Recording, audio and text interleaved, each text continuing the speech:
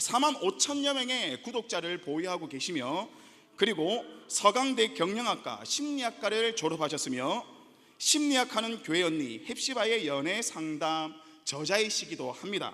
그리고 청소년 상담가이시기도 한 우리 심리학하는 교회 언니 헵시바님을 소개하도록 하겠습니다. 우후!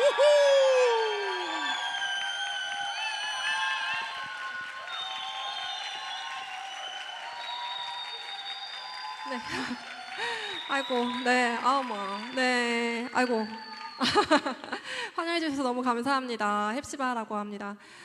제 소개 간단히 이렇게 해주셨는데, 저는 이제 일반 성도이고요. 우연치 않게 유튜브를 시작하게 되어서 제가 이제 연애 상담에 대한 이야기를 하는데 그게 도움이 된다는 피드백들이 많았어요. 제가 심리학을 복수 전공을 해서 그렇게 연결해서 심리학하는 교회 언니, 그래서 여러분들 이제 교회 언니, 교회 뭐 누나, 그리고 뭐 이모 정도로 생각을 해서 편안하게 오늘 강의 들으시면 좋을 것 같아요. 그래서 교회에서 이제 특강 불러주시면 제가 이제 특강 이렇게 나가고 있는데요. 여러분 많은 기대로 오늘 오셨나요? 네.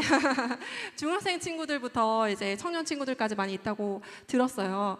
제가 먼저는 이제 중학생 친구들 초점으로 이야기를 시작을 하고 점점 이렇게 나이대를 좀 올려가면 좋을 것 같다는 생각이 들었습니다. 우선은 중학생인데 내가 나는 연애에 관심이 있다. 손들기 애매하면 고개를 살짝 흔들어 보세요. 저한테만, 아니면 윙크? 난 중학생인데 연애에 관심이 있다. 고개를 흔들어 봐요. 네, 고개를 많이 없는 것 같네요. 네. 자, 저는 연애를 언제 시작했을까요? 초등학교. 그래요? 네. 언제 시작? 제가 근데 초등학교 때도 지금 생각해보니까 연애를 하긴 했던 것 같아요. 근데 이제 중학교 때, 그거는 뭐 초등학교 때 한 거는 진짜 뭐 이렇게 우스갯소리로 얘기한 거고, 저는 중3 때 연애를 처음 했어요. 네, 근데 이제 교회 이모가 이야기하기로는 제가 이제 먼저 해본 사람으로서 중학생 연애는 반대입니다. 네, 연애 얘기 잘 들으려고 했는데 먼저 반대라고 이야기해서 너무 이렇게 상심한 건 아니죠. 제가 이제 중학교 3학년 때 어떻게 연애를 했냐면, 저는 이제 어렸을 때부터 이런 어떤 이렇게 사람들과의 관계 이런 것들이 너무 좋았어요. 그래서 친구들하고 항상 모여가지고 남자 얘기를 했어요. 언제부터 그 남자 얘기를 했냐면, 언제부터 했을까요? 초등학교 때부터. 정말 초등학교 2학년 때부터 친구들하고 모여서 너는 누구 좋아하니? 나는 누구 좋아한다? 나는 누구 좋아한다? 이런 얘기를 초등학교 때부터 했어요. 근데 지금 생각하면 제가 왠지 모르게 뭔가 부성에 대한 갈망 이런 것들이 있었던 것 같아요. 그래서 약간 이 연애 문제에 먼저 관심을 갖기 시작했던 것 같아요. 어쨌든 어렸을 때부터 저는 그렇게 관심이 있었다가 중학교 3학년 때 제가 이제 공부를 열심히 하는 그래도 모범생이었거든요. 근데 이제 저희 학교에 굉장히 인기가 많았던 남자친구가 있었어요. 근데 이제 그 남자친구가 저를 좋아한다는 소문이 돌기 시작하는 거예요. 그래서 제가 이 유혹을 넘어가기가 굉장히 어려웠어요. 그래서 제 엄마한테 물어봤어요. 내가 누가 이렇게 뭐 이렇게 사귄다고 할 수도 있는데 사귀어도 괜찮냐고 엄마한테 물어봤어요. 엄마가 뭐라고 하셨을까요? 안 된다고 하셨을 것 같잖아요. 근데 우리 엄마가 해도 된다고 하셨어요.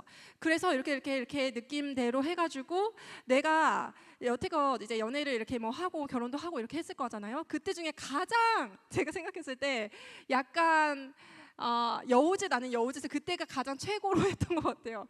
그래서 그 친구랑 어떻게 사귀었어요. 사귀었는데 사귄 거는 뭐 나쁘지 않았어요. 근데 사귀고 나서 그 친구가 나한테 너무 이렇게 막 좋은 말들을 많이 해주는 거예요. 막 평생 예쁘다는 얘기를 별로 듣질 못했는데 막 예쁘다고 해주고 너무 막 이렇게 사랑한다 해주고 뭐 좋은 말들 많이 해줬어요. 근데 문제는 뭐냐면 91일차 되던 해 그 친구 저한테 어떻게 했을까요? 느낌상 네, 헤어졌어요. 근데 이제 갑자기 헤어지자고 하니까 제가 너무 당황스러웠던 거예요. 그리고 중3 때 사귀고 고1 때 저희 이제 지역에서 고등학교가 이제 이렇게 등급별로 이렇게 나눠서 가는 거였는데 고등학교를 이제 들어가야 하고 그 친구랑 저는 다른 고등학교에 가는 거였거든요. 근데 그러고 나서 연락이 팍 두절이 된 거예요. 자, 그러면서 제가 이제 고등학교에 들어갔죠. 고등학교 들어가면서 사춘기가 시작이 됐어요. 저는 여러분들 모태신앙이었긴 하지만 여러분들 다 모태신앙이시죠. 근데 내가 모태신앙이었지만 우리 부모님은 아주 열심히 믿으시는 분이 아니었고, 그래서 교회 수련회나 열심히 이렇게 믿는 그런 방식의 것들은 모두 다 반대를 하셨어요. 그래서 저는 어렸을 때 교회를 다녔지만 되게 외곽에 항상 있었고, 그래서 하나님에 대해서 이렇게 충분히 알지 못했어요. 근데 제가 그 친구랑 이렇게 헤어지고 나서 고등학생이 됐는데 되는데 고등학생 때 고1 때 교통사고를 당하게 돼요. 그러면서 몸도 힘들고 그리고 그 친구가 나랑 왜 헤어졌는지에 대한 이유도 분명히 설명하지 않았어요. 근데 90일 동안 너무 좋은 관계였다가 갑자기 하루아침에 끊어지고 그리고 제가 그러면서 약간 사춘기가 시작되고 몸도 아프고 이래서 공부를 열심히 하던 친구였는데 공부를 이제 조금 안 하고 싶어지고 이런 것들이 있으면서 이제 부모님과 불화가 있고 이러면서 고1 때부터 어떤 생각이 들었냐면 하나님이 정말 계실까라는 생각이 들었어요. 왜냐하면 저는 그 연애하던 그 90일 동안이 너무 좋았었거든요. 그리고 내가 여태껏 경험하지 못한 그런 약간 사랑을 받았던 느낌이었어요. 근데 결론적으로는 너무 어이없게 끝났잖아요. 그래서 너무 혼란스러운 거예요. 근데 내가 사는 이유는 뭘까? 공부를 열심히 하기 위해서, 좋은 대학을 가기 위해서라고 부모님 왠지 저한테 이야기를 하시는 것 같은데, 근데 나는 그것보다 더 근본적인 사랑을 찾고 싶은 그런 갈망들이 시작했어요. 그 계기가 어떻게 보면 이제 중3 때 연애를 시작을 하면서 그런 계기가 생겼던 것 같아요. 그러고 나서 이제 고등학생 때를 내내를 좀 방황을 했어요. 하나님이 계시면은 하나님 날 좀 만나주셨으면 좋겠다. 근데 왜 나는 만나주시지 않지? 나는 왜 살아야 하나? 진짜 사랑은 무엇인가? 내가 계속 남자친구를 찾아 헤매야 되는 것인가? 뭐 내가 어떤 기준으로 어떤 가치관으로 살아야 하는 것인가에 대한 고민들이 깊어졌어요. 연애 얘기 오늘 들으러 왔는데 제가 너무 간증해서 미안해요. 금방 끝낼게요. 네, 그런 다음에 제가 너무 감사하게도 고3 때 예수님이 저를 만나주셨어요. 네, 그렇게 만나주시고 제가 어떤 집회에서 우연히 만났는데 그러고 나서 우연히가 아니죠. 하나님 계획 가운데 있으셨겠지만 만나고 나서 그 집회장을 탁 나가는데 세상이 환해 보이는 거예요. 그리고 뭐 나무와 풀들이 저한테 막 인사를 나눠주고 막 이런 것들이 있었어요. 근데 그 경험이 어떤 경험하고 비슷했냐면 그 중3 때 남자친구가 저한테 또 좋은 말들을 해주고 잘 대해줄 때 느꼈던 그런 사랑하고 비슷하게 느껴졌어요. 그래서 나는 그 남자친구를 다시 만나거나 아니면 새로 남자친구를 만나야지만 그런 어떤 사랑이 회복되는 거라고 생각을 했는데 예수님을 만나고 나니까 그거와 차원이 다른 사랑이 나한테 오더라는 거예요. 그렇게 제가 19살 때 예수님을 만났고 그리고 나서 20살 때부터 제가 CCC라는 선교단체를 했는데 거기서 예수님을 굉장히 뜨겁게 만나고 그런 식으로 이제 제 천년의 시간을 보내요. 자, 그러면 저는 16살 때 처음 이제 연애를 시작했잖아요. 근데 우리 중학생 친구들한테 권면하기로는 뭐냐면 저와 같이 한 100명 중에 한두 명은 연애를 중학교 때부터 관심이 있어 하는 친구들이 있어요. 근데 이런 친구들은 여러분 나중에 연애 강사하는 게 꿈인가요? 가정사역하는 게 꿈이에요? 저는 특별한 케이스라는 거예요. 그래서 저같이 만약에 그리고 정말 주변에서 막 가만히 안 둬 그리고 계속 이런 어떤 컨택이 들어오고 제안이 들어와 사귈래? 가만히 안 두는 그런 청소년 친구들이면 특별히 하나님이 뭐 그쪽으로 더 훈련시키는 친구가 간혹가다 있을 수 있어요. 근데 대부분의 친구들은 중학생의 연애는 어려워요. 왜 그러냐면은 저도 물론 그랬고 제가 그렇게 해서 90일 동안 사귄 다음에 그 친구가 갑자기 저한테 헤어지자고 했잖아요. 근데 갑자기 헤어지자고 했을 때 그 친구가 저를 만나서 왜 헤어져야 되는지 인격적으로 그리고 어떤 부분에서 우리가 같이 합의를 해서 어떻게 앞으로 진행했으면 좋겠는지 이 관계의 미래를 소통할 수 있는 능력이 있었을까요? 없었을까요? 없었다는 거예요. 그래서 내가 그 친구를 20대 초반에 다시 만나서 우리가 도대체 왜 헤어졌는지를 직접 물어봤어요. 제가 여기서 어떤 내용이 나왔냐면 헤어질 때 상대방한테 충분히 소통하지 않고 일방적으로 헤어지는 것들이 굉장히 상처로 남는다는 거예요. 왜냐하면 이유를 모르니까 왜 헤어졌을까? 내가 뭐가 문제인지는 알 수 없으니까. 그래서 헤어지고 난 다음에 상처가 많이 남는 경우가 여러 가지 경우가 있는데 그중에 제가 굉장히 많은 경우가 제 중3 때 헤어짐의 경우였어요. 아주 어린 시절의 연애였을 경우, 그리고 첫사랑이었을 경우, 그리고 일방적으로 헤어짐을 통보받았을 경우 등등의 이제 여러 가지 항목들이 있거든요. 그 중에 하나였던 거예요. 근데 그 친구가 중3 때 저한테 이제 예를 들면은 뭐 좋은 것들을 해주고 이런 것들이 아예 다 잘못됐다는 건 아니에요. 그렇지만 이 친구도 어찌할 바를 몰라서 좌충우돌 했다는 거죠. 제가 이제 두란노에서 책을 냈거든요. 그 연애 상담에서 뭐라고 썼냐면 우리 뇌가 발달할 때까지 연애가 좀 어려울 수 있겠다라는 거예요. 근데 이 전두엽이라는 뇌가 다 발달을 하고 나서 연애를 하는 게 좋은데 전두엽이라는 뇌가 하는 역할이 뭐냐면 충동을 조절하고 감정을 절제하고 그리고 내 감정과 생각을 이렇게 분리해서 할 수 있는 역할을 하는 게 전두엽이라는 뇌가 하는 거예요. 만약에 전두엽이 다 성숙하지 않았는데 연애를 하면은 어떤 현상이 일어날까요? 충동이 억제가 안 돼. 오빠 만나는데 오빠가 갑자기 어느 날 팍 욱하고 어떤 날은 막 날 좋다고 그래. 그리고 저 같은 경우에처럼 어느 날 너무 막 좋다고 하다가 갑자기 헤어짐을 고하고, 그리고 막 소통이 잘 안 되고 할 수도 있죠. 그리고 뭐 스킨십 하는 것도 오빠 왜 그래 하는데 오빠가 또 막 절제가 안 되고, 그리고 여자친구들 같은 경우에는 정서적으로 너무 지나치게 이 사람에 대해서 기대치를 가질 수 있는 거예요. 이런 식으로 감정 조절이 안 되는데 남자친구 여자친구를 만나요. 남자친구 여자친구를 만난다는 거는 1대1로 독점적인 관계를 맺는다는 거예요. 너만 내 남자친구야, 너만 내 여자친구야. 그리고 다른 친구는 남자친구 여자친구가 아니야 라는 계약이 되어 있는 거죠. 그런데 이 사람만 사랑할 수 있는 능력이 안 되는데, 근데 사귀고 나면 그 다음에 너무 힘들어지는 거예요. 그래서 저는 17살 때 그 친구랑 헤어지고 나서 굉장히 오랫동안 방황을 했어요. 그래서 중학생의 연애는 어떤 경우라도 쉽게 제가 찬성하기는 어려운 거예요. 제 경험이 있기 때문에. 예, 근데 그 친구한테 되게 고마웠던 거는 뭐냐면, 아까 전두엽 얘기부터 다시 할게요. 전두엽이 그러면 다 발달되는데 남자는 몇 살, 여자는 몇 살, 이 나이가 있어요. 남자는 몇 살 정도에 이게 평균적으로 성숙할까라는 거 한번 찍어보세요. 28. 네, 아니에요. 더 업. 네, 평균적으로 남자가 30살쯤에 전두엽이 다 성숙한다고 합니다. 자, 그럼 여기서 어떤 결론이 나와요? 제가 그렇다고 30살 이전에는 연애하지 마라 꼭 이런 건 아니에요. 그렇지만 30살 이전에 평균이니까 더 먼저 성숙하는 분도 있을 거예요. 평균적으로는 오빠를 믿거나 하고 만났는데 오빠가 당황스러운 행동을 할 가능성이 높다는 거예요. 그 오빠를 믿고 내가 너무 이렇게 지나친 기대를 하기는 어렵다는 부분이죠. 그럼 자매는 몇 살 정도에 성숙될까요? 24, 5, 맞아요. 25 정도라고 합니다. 그러니까 자매가 조금 더 빨리 성숙되는 거는 맞죠. 예, 그래서 이런 느낌을 우리가 가져가는 거예요. 그래서 저는 개인적으로 또 제가 이제 유튜브 하면서 1대1 상담도 많이 하거든요. 근데 1대1 상담을 했을 경우에 20대 초반까지도 연애를 했을 경우에 많이 힘들어하는 거를 봐요. 네, 정신 못 차리고, 그리고 난데없는 연애를 하는 거죠. 기준도 못 지키고, 기준을 알아도 못 지켜요. 예를 들면 뭐 스킨십의 기준 이런 거 너무 중요하니까 먼저 한번 이야기를 할게요. 제가 그 중3 친구, 그때 남자친구였던 친구한테 제일 고마운 것 중에 하나가 그 친구가 스킨십의 기준에 있어서 저한테 어떤 선도 넘지 않았어요. 90일 동안. 근데 중학생이니까 당연하다고 생각이 들겠지만 꼭 당연한 게 아니잖아요. 그런데 그 부분이 나이가 들면 들수록 너무 고맙더라고요. 그래서 그 친구가 그 시점에 끝내준 것도 그 친구의 나름의 고민이 있었구나라는 것들을 어른이 돼서 내가 느껴지는 거예요. 여러분들 보세요. 스킨십의 기준이라는 게 뭐냐면, 제가 이제 신호등 비유를 들었거든요. 신호등이 빨간불 있고 노란불 있고 초록불 있어요. 초록불은 건너면 되는 거죠. 그리고 노란불은 경고등이에요. 그리고 빨간불은 건너면 어떻게 돼요? 자, 여러분 차 운전하는데 빨간불 슝 건너요. 어떻게 돼요? 치여요. 치이고 극단적인 경우에는 어떻게 돼요? 죽어요. 자, 죽는다. 이게 너무 중요한 거예요. 너무 이렇게 무시무시한 말인데 죽어요. 자, 보세요. 스킨십의 기준도 3가지가 다 있어요. 초록불은 아기한테도 할 수 있는 스킨십, 막 예쁘다 해주고 그냥 뭐 뽀뽀 정도, 예쁘다 토닥토닥 요렇게까지 하는 거, 그게 초록불이에요. 노란불은 일단은 제껴두고, 빨간불은 뭐냐? 죽을 수 있는 정도예요. 이건 뭐냐라고 했을 때 이제 아기를 임신할 수 있는 행위를 포함하는 거죠.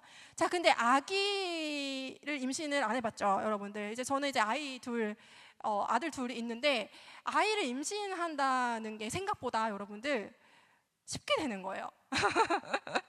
네, 생각보다 쉽게 돼요. 그래서 결혼을 하고 1년 내에 아기가 안 생기면 그 다음부터 난임으로 들어갑니다. 1년 내에 들어간다는 거예요. 생각보다 쉽게 돼요. 그래서 저도 이제 이렇게 쉽게 되는 거구나 이런 생각이 들었어요. 결혼하고 나니까. 근데 보세요. 그럼 임신을 안 하려면 뭘 해야 돼요? 피임을 해야 되죠. 근데 피임을 하면 그 피임이 잘 돼야 되잖아요. 근데 100% 피임할 수 있는 방법이 있나요? 있다. 손 들어보세요. 100% 피임 방법 있다. 잘 몰라요? 나 잘 모른다 한번 손 들어볼까요? 잘 모르는 분이 맞죠? 네, 100% 피임 방법은 이 지구상에 존재하지 않아요. 네, 자 보세요. 그러면 빨간불에 스킨십을 했을 경우에 임신이 될 수 있다 없다? 있다. 이거는 그냥 상식, 그냥 과학 뭐 이런 거예요. 제 심리학 하는 거였는데 이거 상관없이 너무 그냥 뭐 제 틀린 말 한 거 아무것도 없는 그런 말이에요. 자, 100% 피임 방법이 지구상에 존재하지 않는데 결혼 전에 스킨십에 빨간불을 넘었을 때는 임신할 수 있다는 거예요. 그러니까 이런 거예요. 여러분들이 만약 이제 남자친구 여자친구 사귀었어요. 근데 빨간불에 대한 유혹이 있었어요. 근데 빨간불을 넘기면 임신할 수 있다는 거죠. 자, 그럼 임신하면 뭐가 문제일까? 그럼 임신해도 되잖아요. 임신하고 난 다음에 결혼하면 되잖아요. 뭐 이런 생각이 들 수도 있어요. 자, 그러면은 그 상대방이 여러분하고 결혼한대요? 결혼한대요? 그게 확인이 안 됐잖아요.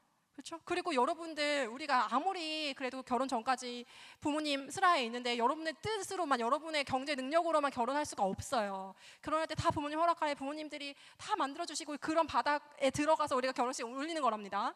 내가 아무리 혼자서 독립투사처럼 그렇게 결혼할 수 없다는 거예요. 부모님이 허락하셨어요, 그 결혼? 아니죠. 근데 임신이 덜컹 돼버리는 거예요. 참, 그럼 그때부터 어떤 문제가 생기냐? 어떤 문제가 생긴가요? 이 세상의 많은 친구들은 이 문제에 그냥 봉착돼 있어요. 그냥 세상에 있는 친구들은. 우리가 이 부분을 전도해야 돼요, 여러분들이. 네, 전도해야 돼요. 자, 임신하면 어떻게 돼요, 그 다음엔? 자, 그러면 결혼이 성사가 안 됐어요. 그럼 어떻게 돼요? 많은 경우에는 죽어요. 누가 죽어요? 누가 죽어요? 네? 아기. 낙태를 한다는 거예요. 네, 대한민국의 낙태율이 여러분이 상상하는 것보다 굉장히 높아요. 왜냐? 모두가 다 빨간불을 아무렇지 않게 얘기하고 있으니까. 너무 당연한 수치라는 거예요. 자, 그래서 빨간불을 어기면 아기가 죽는다. 죽을 가능성이 크다. 자, 아기를 어쩌저쩌 살렸어요. 그럼 누가 그 다음에 죽는 것과 같은 느낌일까요? 에? 엄마, 임산부. 임산부가 힘들겠죠. 그 다음에 약한 생명. 네. 그리고 미국의 어느 중가에서는 그 임신시킨 남자를 끝까지 찾아내는 법이 있다고 합니다. 끝까지 추적한대요. 근데 우리나라는 그런 법 있어요, 없어요? 없어요. 그냥 토끼면 끝이에요. 자, 그러면 우리가 참 성인으로 우리가 성장하고 있잖아요. 우리 중학생 친구들도 있지만 우리가 성인으로서 책임감 있는 어른이 되는 관점으로 봤을 때 내가 그 한 생명, 아주 작은 생명을 너무 쉽게 다뤄서는 안 되는 거 아닌가라고 기독교에서는 얘기를 하는 거예요. 자, 기독교에서 가장 중요하게 여기는 가치는 뭘까요? 절대 포기할 수 없는 가치. 사람이죠. 네, 사람입니다. 생명을 그렇게, 사람을 그렇게 가볍게 취급하는 거는 용납할 수가 없어요, 우리 기독교에서는. 그래서 우리 기독교에서는 빨간불을 반대할 수밖에 없는 겁니다. 사람을 그렇게 쉽게 만든다고? 자, 그러면 왜 꼭 결혼 이후여야 합니까? 라고 이야기를 하는 거예요. 임산부, 저도 이제 임신 2번 해봤잖아요. 임신 초기의 임산부는 굉장히 위태로운 상황이에요. 가만히 있어도 멀미가 계속 나는 것 같은, 24시간 멀미가 나는 것 같은 상황이고요. 정신적으로도 육체적으로도 굉장히 피로한 상황이거든요. 그런 상황에서 만약에 내가 결혼 전이었다라고 하면은 이 남자랑 내가 결혼할 수 있을까 아닐까 굉장히 불안한 상태죠. 그럼 그 불안함이 다 태아한테도 전이가 된다는 거예요. 그런데 결혼이라는 거는 뭐냐라고 했을 때 결혼은 사회적인 약속이에요. 결혼을 한번 하고 나면 모르는 게 쉬워요? 안 쉬워요? 네, 너무 어렵잖아요. 네, 법의 절차 이런 것들이 어떻게 보면 사회적인 안전망이에요. 이런 안전망 가운데 자매가 임신을 했어요. 그리고 이제 남편도 이렇게 토닥토닥하면서 이제 같이 태교해주고 이런 상황과 굉장히 차이가 있다는 거죠. 그래서 생명을 가장 보호하는 그 작은 생명, 여러분들 입장에서는 아기 어떻게 생기는 거야, 뭐 무슨 말이지? 라고 하지만 저한테는 굉장히 구체적으로 느껴지겠죠. 임신을 해봤으니까. 그 아기를 보호하는 입장에서는 당연히 스킨십의 기준을 지켜야 한다고 얘기할 수밖에 없는 거예요. 근데 제가 이런 얘기 하면요, 오늘 우리 교회에서는 안 그렇는데 어떤 교회, 이제 많은 교회에서 우연치고는 너무 놀라웠는데 이 얘기를 하면은 5명이 나가요, 밖에. 우연인가 생각했어요. 근데 그 다음 교회 갔는데 또 한 3명이 나가는 거예요. 되게 신기하다. 그래서 서 있는데 그 다음 교회에서도 나가요. 왜 나갈까요, 그 친구들이? 우연치고 저는 이제 뭐 다 알 수는 없지만 만약에 기준을 어겼던 사람이 있었다고 쳐요. 여기에도 기준을 이미 빨간불을 어겼어. 그러면 이런 식으로 얘기를 하는 거예요. 뭐 어차피 뭐 순결을 잃었으니까 상관없는 거 아니에요? 이런 어떤 추상적인 개념을 이야기하는 게 아니에요. 사람이 죽는다는 거죠. 횡단보도를 빨간불 어쩌다가 잘 넘었어요. 아싸 안 죽었어요. 헵시바님. 저 잘했죠. 이게 아니라는 거예요. 다음에 또 죽으면 안 되잖아요. 그래서 이 빨간불의 기준이라는 건 되게 상식적이고 과학적이고 굉장히 인격적인 기준이다라는 거죠. 네, 너무 이렇게 진지하게 처음부터 그러셔서 미안한데 어쨌든 약간 예방 주사를 맞춰줘야 돼요. 우리 중학생 친구 특별히 앞으로 이제 연애를 하게 될 때 천천히 생각해도 돼요. 우리 중학생 친구는. 그리고 이제 고등학교 친구도 마찬가지고 연애를 하게 될 때 내가 이 빨간불의 기준은 지키는 사람이 되는 것이 책임감 있는 성인이지 않을까라고 혼자 한 번이라도 진지하게 고민을 해서 하나님 앞에 결단을 내렸던 친구들은 무조건 지켜요. 제가 채널에서 저희 찐 구독자분들은 찐 크리스천들이 많아요. 그걸 내가 어떻게 하냐면 뭐 예를 들면 혼전순결 못 지켜서 죄책감이 힘들어요 이런 영상을 찍잖아요. 그럼 조회수 별로 안 나와요. 예, 별로 그런 친구도 많이 없다는 거예요. 그러니까 우리 바닥은요, 우리 찐 크리스천 바닥은 생각보다 지킨다는 거예요. 요새 지키는 사람 어디 있어? 수두룩 빽빽이에요. 네, 그거는 오해예요. 세상에 계속 지킨 사람 없다 이렇게 계속 메시지를 던지니까 그런 거죠. 솔직히 모태솔로도 많은데 지키는 사람이 왜 없어요? 예, 그거는 정말 잘못된 잘못된 정보예요. 예, 그래서 어찌됐든 그러면 오늘 이 순간 이후에 오늘 강의에서 이제 중학교 고등학교 친구들은 특별히 이게 가장 중요한 거예요. 내가 연애를 할 때 뭐 내가 엄마 입장에서 봤을 때 가장 걱정되는 건 뭐냐라고 했을 때 그 스킨십에 대한 문제인 거죠. 자, 그럼 빨간불에 대해서는 어느 정도 생명이 걸린 문제니까 수긍이 갔을 거라고 생각해요. 근데 이것도 여러분이 여러분 마음속에서 스스로 결정하는 거예요. 누가 뭐 어떻게 알아? 뒤에서 뭐 하는지 엄마가 어떻게 알아? 나중에 끄면 목사님이 어떻게 알아? 아무도 몰라요. 그리고 강압적으로 지키라는 뜻이 아니에요. 그렇지만 내가 이 선택이 어떤 결과를 가져올지에 대한 것을 생각하고 하더라도 해야 되는 거죠. 임신할 수 있다. 그래, 나 책임질 수 있다. 이 남자, 이 여자, 그래, 내가 책임지자. 이렇게 하고 스킨십을 한 거면 그나마 이해라도 되죠. 근데 무지한 상태에서 그냥 나도 몰라 이건 아니라는 거예요. 자, 그리고 나서 노란색 불이 있어요. 노란색 불은 초록과 빨강의 가운데 있죠. 노란 불은 실제로 경고등이에요. 실제로 신호등이 노란 불에서 빨간 불로 바뀌는데 3초가 걸린다고 합니다. 자, 그 노란불은 뭐냐면 어쨌든 우리가 임신할 수 있는 행위를 제외한 스킨십을 다 노란불이라고 쳐요. 근데 이게 얼마나 코에 가면 코걸이고 귀에 가면 귀걸이가 되는지 어떤 분이 저한테 매일 상담을 주셨어요. 근데 우리 형제분들도 여자도 조심해야 돼요. 네, 이런 얘기하면 마치 자매만 남자를 조심해야 될 것 같잖아요. 왠지 뭐 형제들만 스킨십을 더 하고 싶어하는 것 같죠. 요즘 세상이 그렇지가 않아요. 네, 이미 물들어 계신 자매분들도 수두룩 빽빽합니다. 그러니까 여러분들이 나중에 이제 교제를 시작했어요. 근데 이 자매가 예전에 예를 들면은 경험이 있었던 거예요. 빨간불 경험이. 그러면 물들이는 거는 삽시간이라는 거예요. 삽시간이에요. 그래서 형제분들이 울면서 저한테 상담을 요청해 온 거예요. 왜 요청해 오냐? 형제분은 지키고 싶은 거예요. 근데 우리 자매가 뭐라고 하냐? 오빠 나 빨간불은 안 할 거야. 안 할 건데 노란불만 하자. 노란불은 괜찮잖아. 나 빨간불 할 생각 전혀 없어. 이런 식으로 계속 설득을 하는 거죠. 근데 제가 아까 이야기한 것처럼 노란불은 경고등에 비유할 수 있어요. 노란불을 오래오래 하면은 우리가 이 스킨십의 욕구라는 게 나쁜 게 아니랍니다, 여러분들. 그렇죠? 사랑의 욕구고 친밀감의 욕구예요. 하나님 안에서 질서를 잘 지키면 너무너무 아름다운 요리가 되는 거거든요. 근데 이게 요리가 맛이 있으려면 여러분들 레시피를 잘 지켜야 돼요. 레시피가 얘기해 주는 건 뭐냐? 순서를 얘기해 주는 거죠. 백종원 님이 언제 고춧가루 넣고 언제 두부 넣고 언제 물 끄고 이 순서가 중요한 거예요. 마찬가지예요. 이런 어떤 스킨십의 욕구도 너무 아름다운 거지만 순서를 지킬 때 가장 아름다운 요리가 된다라는 걸 하나님이 우리한테 얘기해 주신 거거든요. 근데 순서를 지키지 않고 계속 오빠 나 노란불은 괜찮아, 노란불만 하자 이렇게 얘기를 한다는 거예요. 근데 노란불을 하다 보니까 자꾸 빨간불에 욕구가 생기고 형제가 생각했을 때 이 정도는 아닌 것 같은데 라는 생각이 들어서 저한테 상담을 요청하는 경우들도 꽤 많다는 거예요. 그런데 여러분들 특별히 비신자 친구를 만났을 때는 이게 합의하기가 굉장히 어려운 게 통설이에요. 어쨌든 그랬을 때 노란불 하자라고 하는 것도 이걸 경고등으로 받아들이지 않고 노란불은 괜찮아 라고 했을 경우에는 그냥 빨간불을 하겠다는 것과 다름없어요. 우리도 자동차 운전하거나 여러분들 횡단보도 건널 때 생각해 보세요. 노란불 했는데 별로 긴장하지 않고 노란불 어쩌다가 빨간불로 바뀌지는 않겠지 이렇게 하면 휙 차가 지나갈 거잖아요. 똑같아요. 네, 노란불은 어느 순간 어딘 돼요 안 돼요 이거를 막 면밀하게 성경에도 나와 있지 않은 거죠.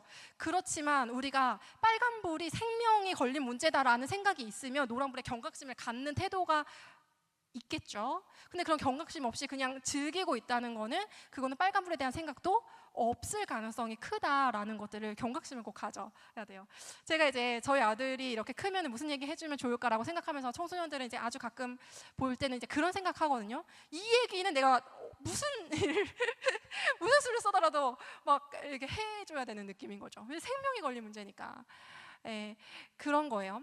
자, 우리가 이 스킨십에 대한 것도 여기에 하나님의 오묘한 섭리 같은 게 있어요. 아까 제가 요리를 할 때 순서를 지키는 레시피에 맞게 했을 때 너무 맛있는 요리가 되죠. 근데 예를 들면 내가 어제 김밥을 쌌는데 냉장고에 넣지 않고 하루를 묵혀뒀어요. 그러면 어떻게 돼요? 김밥이 썩죠. 그리고 상하고 이상한 냄새가 나서 음식 쓰레기가 되잖아요. 바로 세상 친구들이 얘기하는 스킨십이 이런 거예요. 이 온통 미디어가 음식 쓰레기를 맛있다고 선전하고 있어요. 하나도 맛있는 게 아닌데 그 음식 쓰레기 그러면서 너도 먹어봐, 너도 먹어봐. 맛있을까요? 순서를 안 지켰는데. 예, 그래서 여러분들 음식 쓰레기에 여러분들이 입맛을 버리지 않았으면 좋겠어요. 예, 그런 거 있잖아요. 예를 들면 이제 음란한 영상 이런 것들도 다 음식 쓰레기예요. 그게 왜 음식 쓰레기냐면 음식은 너무 좋은 거잖아요. 이게 뭐냐면 인격적인 관계는 너무 좋은 거예요. 저는 이렇게 사람 사이의 어떤 관계 이런 거에 관심이 어렸을 때부터 많았고 이런 걸 되게 좋아했고 그리고 그래서 이런 이야기도 막 이렇게 하는 사람이 된 것 같아요.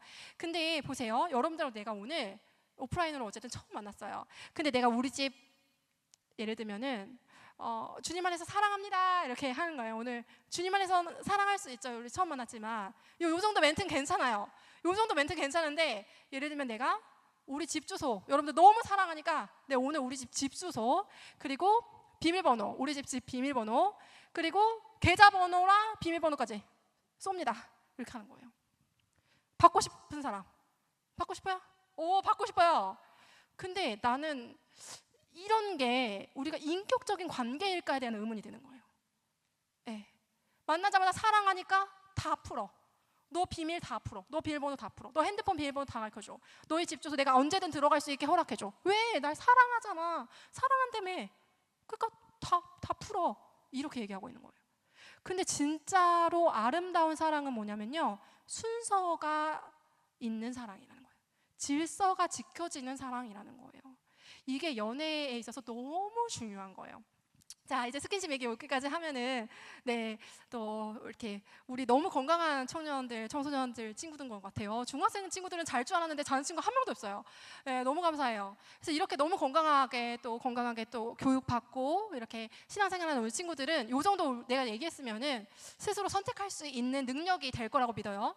자, 그럼 그 다음으로 한번 가볼게요. 이제 연애에 대한 거예요. 연애를 이제 어떻게 하나라고 했을 때 우선은 그래서 연애의 첫 시작은 사람마다 시작 시기가 다를 수는 있어요.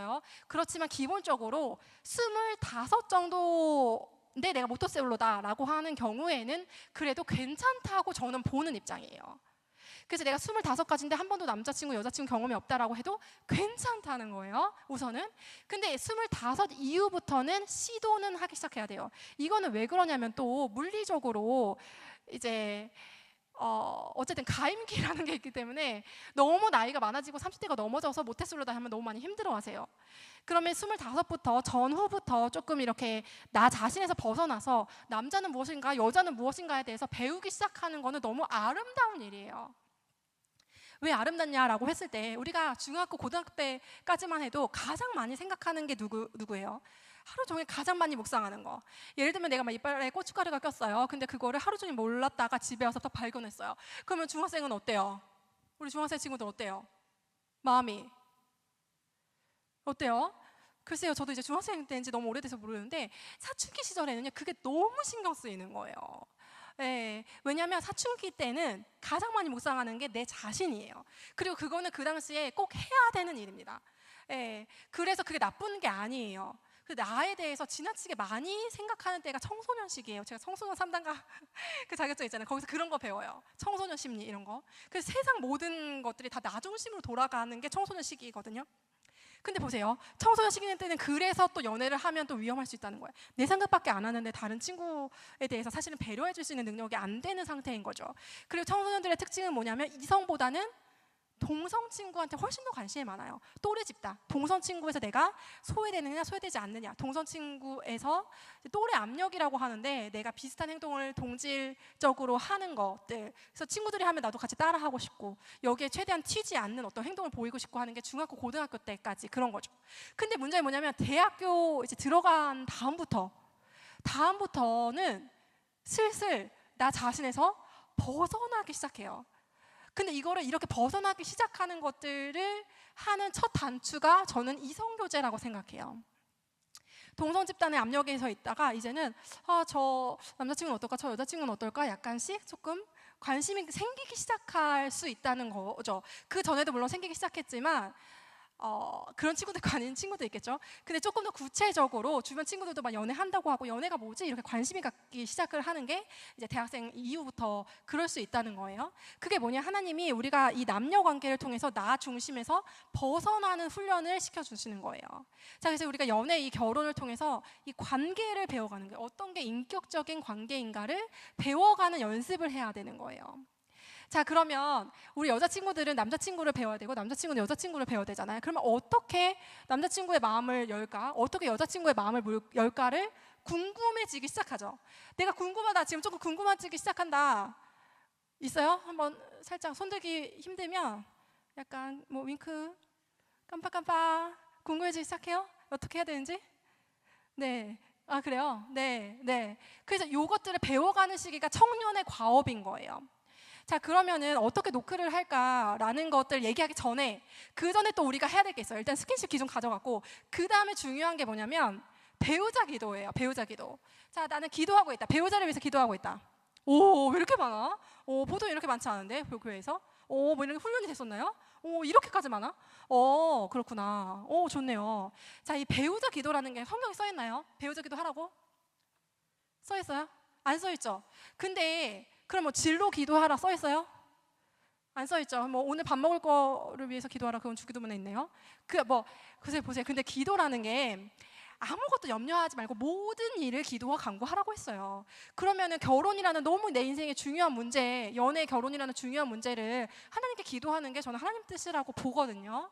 근데 이 배우자 기도에 대한 오해 중에 어떤 오해가 있냐면 배우자 기도를 이제 리스트를 쫙쫙쫙쫙 써가지고 이제 한 100개 정도 쓴 거예요. 그 다음에 소개팅 만났어요. 이 남자 이거 안 맞네 X. 또 다시 만났어요. 이 남자 이거 3번이랑 5번 7번 기준 안 맞네 X. 이런 식으로 하는 약간 그런 점들이 있기 때문에 조금 이렇게 배우자 기도를 악용하는 사례가 있다라고 하는데 그럼에도 불구하고 여러분들 있잖아요. 기도가 뭘까? 라는 생각이 드는 거예요. 여러분들 오늘 강의하는데 나는 이 강의를 위해서 기도했다라고 하는 친구 있어요? 근데 기도하고 왔다. 기도했어요. 이 강의를 위해서. 와, 정말요? 그래요. 그럼 기도한 친구가 있고 기도를 안 한 친구가 있어요. 나는 똑같은 강의를 하고 있어요. 어떤 차이가 있을까요? 자, 배우자 기도를 하면 배우자가 막 완벽한 배우자가 막 나타나요. 현빈과 손혜진처럼 막 그런 여러모로 완벽한 그런 배우자가 짜잔 하고 나타나나요?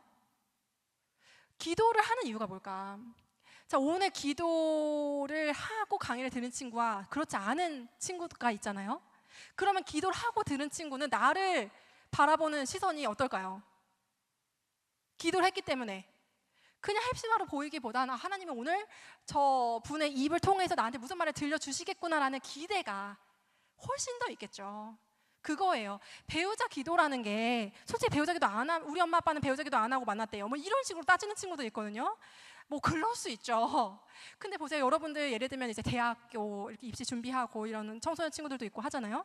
근데 어떤 친구들은 공부하고 기도하면서 수능 봐. 그리고 그 어떤 친구는 뭐 기도 안 하고 그냥 수능 봐. 어떤 차이가 있어요? 기도하고 수능 보면 수능 점수가 더 높아져요? 높아질 수도 있어요. 있지만 그거를 위해서 우리가 기도하는 건 아니죠. 근데 보세요. 기도하고 수능 보고 그 친구가 대학을 갔어요. 그러면 그 친구의 대학 생활과 기도를 안 하고 어쩌다가 내 점수 맞게 간 대학 생활과 같을까요? 대학 생활이? 다르다는 거예요. 이게 배우자 기도의 묘미랍니다. 뭔지 아세요? 배우자 기도하고 내가 배우자를 만났어요. 그러면 이 사람이 누가 준 사람이라는 확신이 있어요? 하나님이 준 사람의 확신인 거예요. 그러면 결혼 생활에서도 이 사람을 바라볼 때 힘든 일도 있고 어려운 일도 있고 이게 꼭 배우자가 날 힘들게 해서라기보다는 결혼이라는 게 결혼 이후도 새 삶을 그냥 사는 거예요. 인생에는 희노애락이 있기 때문에 배우자 함께 힘든 일이 있을 수도 있고 어떤 오르락 내리락 가는 게 인생이기 때문에 그런 게 있을 수 있어요. 그랬을 때 내가 혹시라도 기도를 안 했기 때문에 이런 이상한 배우자를 만났나? 이런 생각은 안 하겠죠. 배우자 기도를 하면. 그렇죠? 그래서 이제 배우자 기도라는 거, 배우자 기도뿐만 아니라 어떤 기도이든지 여러분들 기도를 결단하는 거는 여러분의 인생을 바꾸는 거예요. 저는 이제 제가 이제 CCC 출신이라고 말씀드렸는데 20대 초반부터 해서 하나님을 굉장히 열정적으로 만났거든요. 그러고 난 다음에 이제 배우자 기도를 하기 시작했어요. 제가 20대 초반부터 배우자 기도를 어떤 식으로 했냐면 저는 이제 16살 때 연애를 처음 시작했기 때문에 이 바닥에 들어오면 계속 이 바닥을 하고 싶어요. 이 연애를 계속 하고 싶어요. 왜냐면 한 번 누가 있었기 때문에 없으면 너무 허전해서 견디기가 힘들어요. 보통 이 바닥에 나처럼 16살 때부터 시작한 친구들은 계속 남자친구를 바꾸는 게 순리거든요. 근데 하나님이 너무 감사하게도 저한테 기도를 시키기 시작했어요. 제가 고등학교 때는 여자반만 있어서 남자를 만나고 싶어서 만날 수가 없는 환경이었고 대학 들어가자마자 남자를 만나고 싶다 당연히 있었겠죠.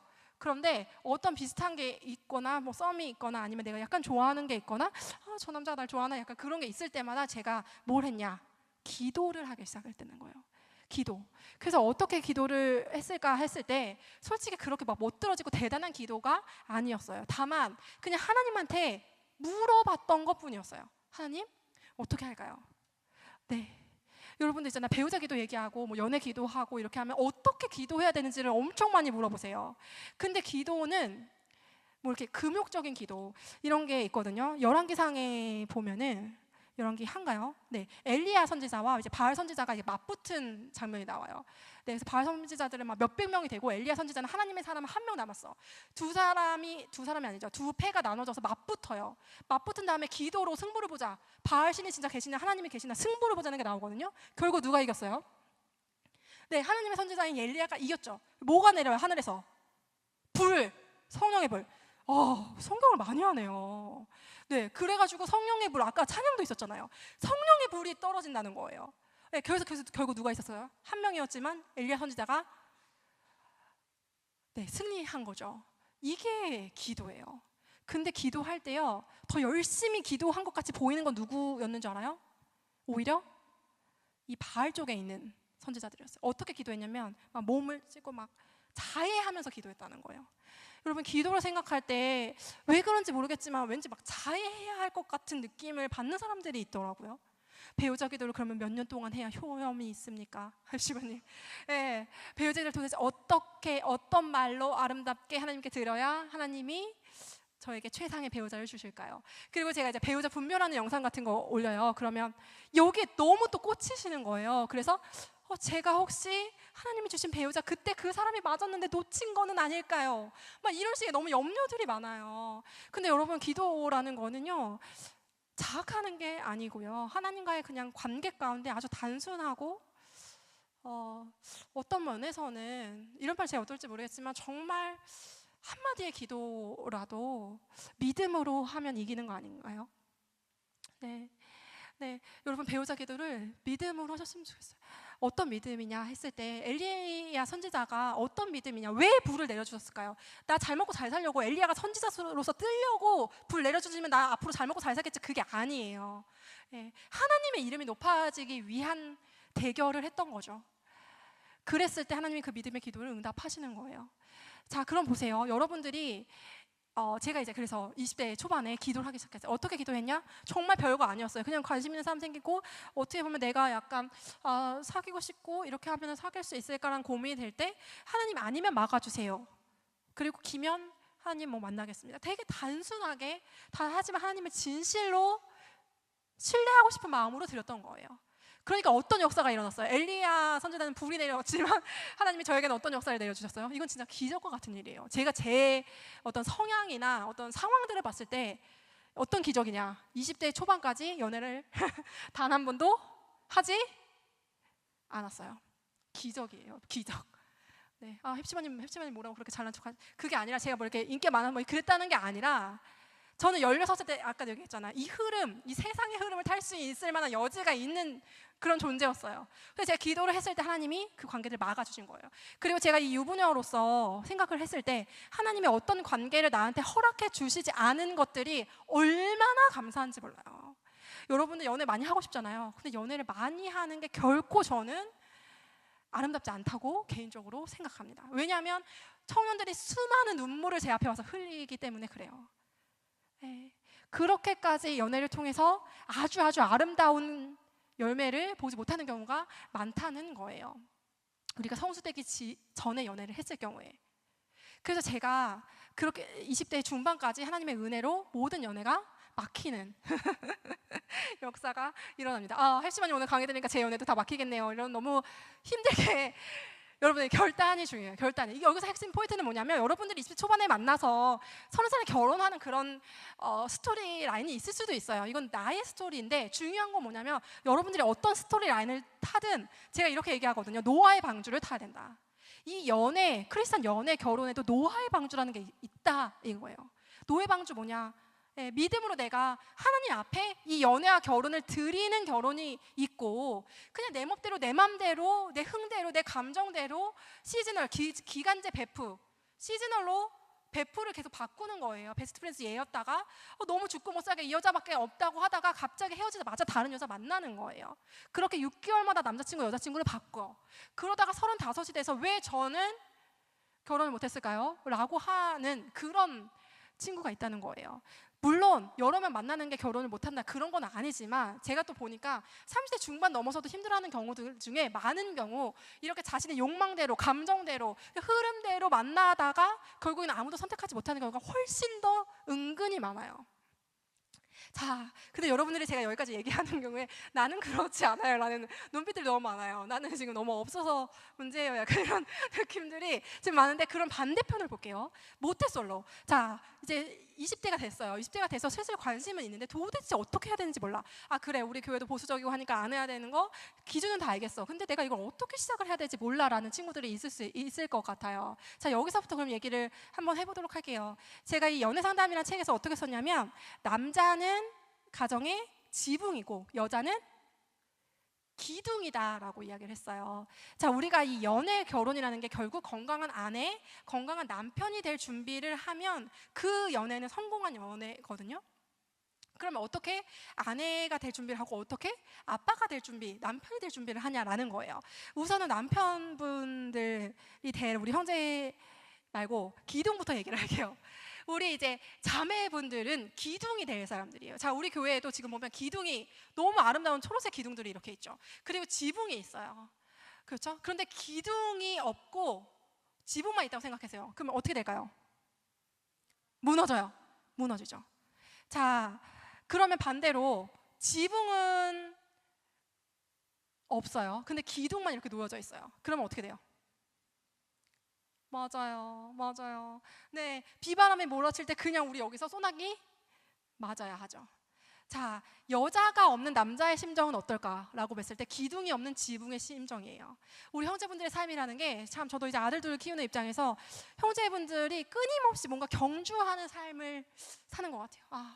어디론가 굉장히 열심히 얼마큼 달려야지 내가 더 달릴 수 있을까? 더 이길 수 있을까? 1등이 도대체 어디야? 근데 그런 어떤 세상적인 기준에 항상 지쳐있고 얼마큼 더 열심히 해야 돼? 끊임없이 달리는 그런 삶이에요. 그런 삶인데 내가 이렇게까지 열심히 사는데 어느 날 갑자기 집에서 탁 누웠는데 갑자기 공허함이 팍 밀려오는 거예요. 나 뭐 때문에 이렇게 열심히 살지?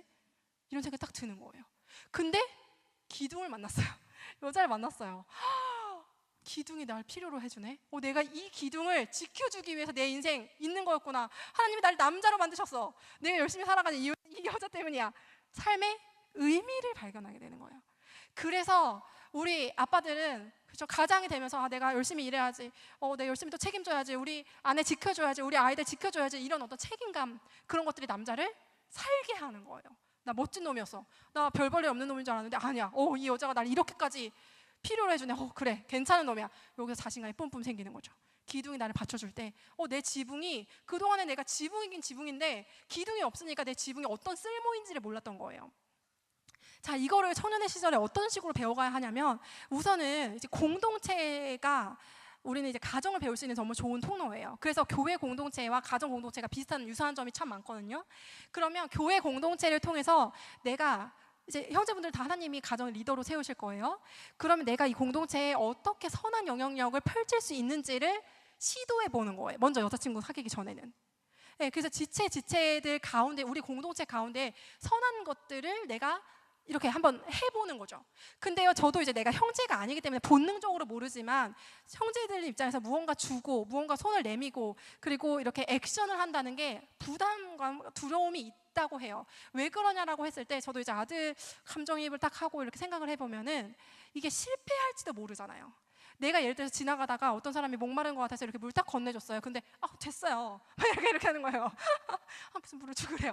그리고 내가 어떤 사람이 이렇게 비가 내리고 있어서 나는 우산 2개니까 우산 자매님 우산 듣더니 어머 뭐 이렇게 우산을 아니에요 됐어요 막 혐오스럽게 보고 이렇게 하면 막 손이 민망하잖아요.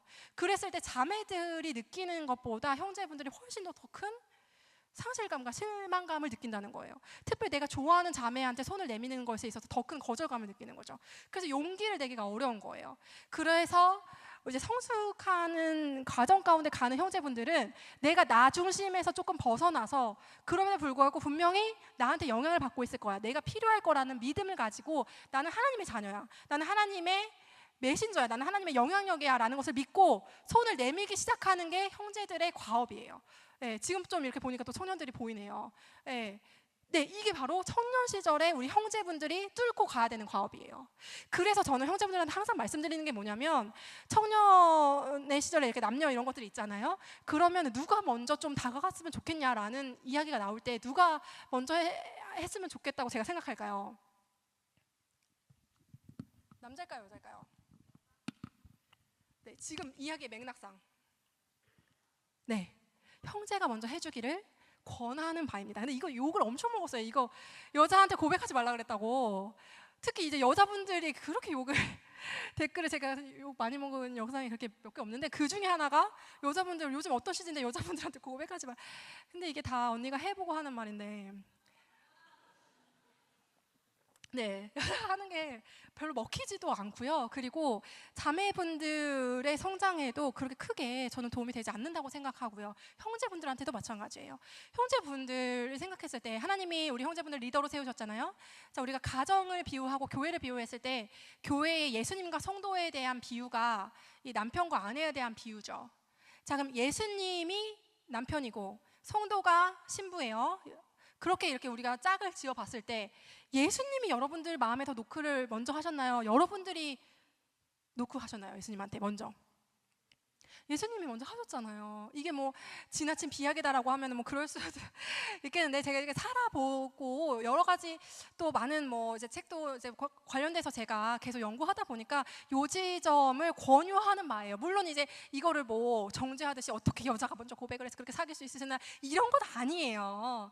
물론 이제 뭐 이렇게 리듬이 있기 때문에 이런 것들을 막 뭐 성문화할 수는 없는 거지만 그렇지만 우리 형제분들이 나 자신에서 벗어나서 먼저 내가 자매님 카톡 이렇게 한번 오늘 어디 카페 한번 카톡 뭐 이거 한번 보내는 게 그렇게 어렵진 않잖아요. 자, 이렇게 얘기하면 제가 얼마 전에 제주도 강의도 갔는데 형제분들이 이제 질문을 잔뜩 써주세요. 어떤 질문이 많냐면은 그러면 좋아하는 자매가 있어요. 어떻게 다가가야 하나요? 이 질문을 되게 많이 하시거든요. 근데 어떻게가 어딨어 그냥 하는 거지 라는 생각이 제가 드는데 전략보다는 액션이라는 거예요. 물론 전략도 있어요. 제 이제 여러분들 구독과 좋아요 눌러주시면은 다 있어요. 다 있고 정말 세상 콘텐츠처럼 전략만 얘기하는 그런 영상도 있어요. 그 영상이 형제분들한테 도움이 된다고 하더라고요. 근데 조금 얘기해줘요. 이게 어떤 거냐면은 보세요. 질서 그리고 순서가 중요하다는 거예요. 이게 자매한테 먹히는 방법 중에 하나는 이 형제가 지금 나한테 다가올 때 이 순서를 얼마나 성실하게 지키면서 그럼에도 불구하고 계속 나한테 직진하느냐 이거를 보는 거예요. 자매가. 그래서 처음에 예를 들면 까똑 그렇죠. 까똑 한번 보내요. 그러면은 자매가 반응이 있어요. 그러면 그 다음으로 가는 거예요. 다음 뭐예요? 까똑 하다가 어느 정도 까똑하면 뭐 해야 돼요? 전화하면 되죠. 전화 맞아요. 우리 자매들이 바라는 게 다 똑같아요. 자, 전화하는데 언제 전화하면 좋냐 했을 때 이제 야심한 밤에 전화하는 거죠. 우리 자매들 얘기 말만 들어도 너무 좋아하죠. 왜 야심한 밤이냐 했을 때 자매들은 청각에 민감한 거죠. 청각에 왜 민감하냐 했더니 목소리는 영향력이다 이런 얘기가 있어요.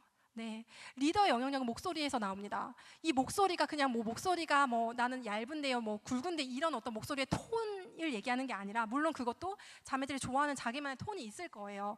예, 인격적으로. 근데 그 기호는 바꿀 수 없으니까 그걸 얘기하는 게 아니라 목소리에 사랑이 담겨져 있는 그 톤이 중요한 거예요. 예, 그래서 자매와 잘 지내는 형제는 항상 이 목소리를 낼 줄 압니다. 예. 너무 좋아요. 자매들이 지금 너무 좋아해요. 네, 안 보이죠? 자매들 너무 막 상상만 해도 좋은 거예요. 이게 뭐냐면 이 목소리를 너무 딱딱하고 냉철하고 너무 무심하게 그리고 툭툭 거칠게 던지면 자매들 좋아할까요? 네, 안 좋아한다는 거예요. 그게 아니라 따스한 애정을 담아서 내가 너를 케어하고 있어 라는 사랑을 여기에 첨가할 줄 아는 능력이 있는 그런 형제들은 무조건 여자한테 인기가 많다고 막 여자분들이 막 우리 자매분들이 막 이렇게 하고 있어요. 네, 그래서 목소리를 듣는 거예요. 일단 그래서 그래서 전화를 하는데 전화가 예를 들면은 한 달 내내 전화를 할 때마다 자매가 받아. 막 하면서 막 별 중요하지 않은 얘기도 막 자매들이 막 나한테 털어놔. 이게 또 중요한 시점이에요. 전화를 그러면은 내가 하라고 하니까 하기만 하는 거예요. 우리 형제분들이. 근데 하고 나서 무슨 말을 해야 될지 모른대요. 근데 우리 형제분들이 자매들이 생각을 할 때는 이것들을 다 정말 아는 것 같지만 형제분들이 정말 여자 경험이 없으면 모르는 게 당연하답니다. 근데 자매들도 너무 환상을 갖지는 않아야 돼요. 이 드라마 속의 형제들처럼 완벽한 순서대로 완벽한 스케줄대로 나한테 착착착착 사랑을 전달해 줄 거라는 거는 약간 환상이에요. 그렇지만 형제분들도 노력하고 있다는 거예요. 근데 어쨌든 이렇게 노력했을 때 전화를 해서 하고 난 다음에 중요한 포인트는 뭐냐면 이 전화 내용이 중요하죠. 무슨 내용으로 전화 통화해야 될까요? 아시는 분 있어요? 우리 형제분에 이런 내용으로 하면 좋아하더라.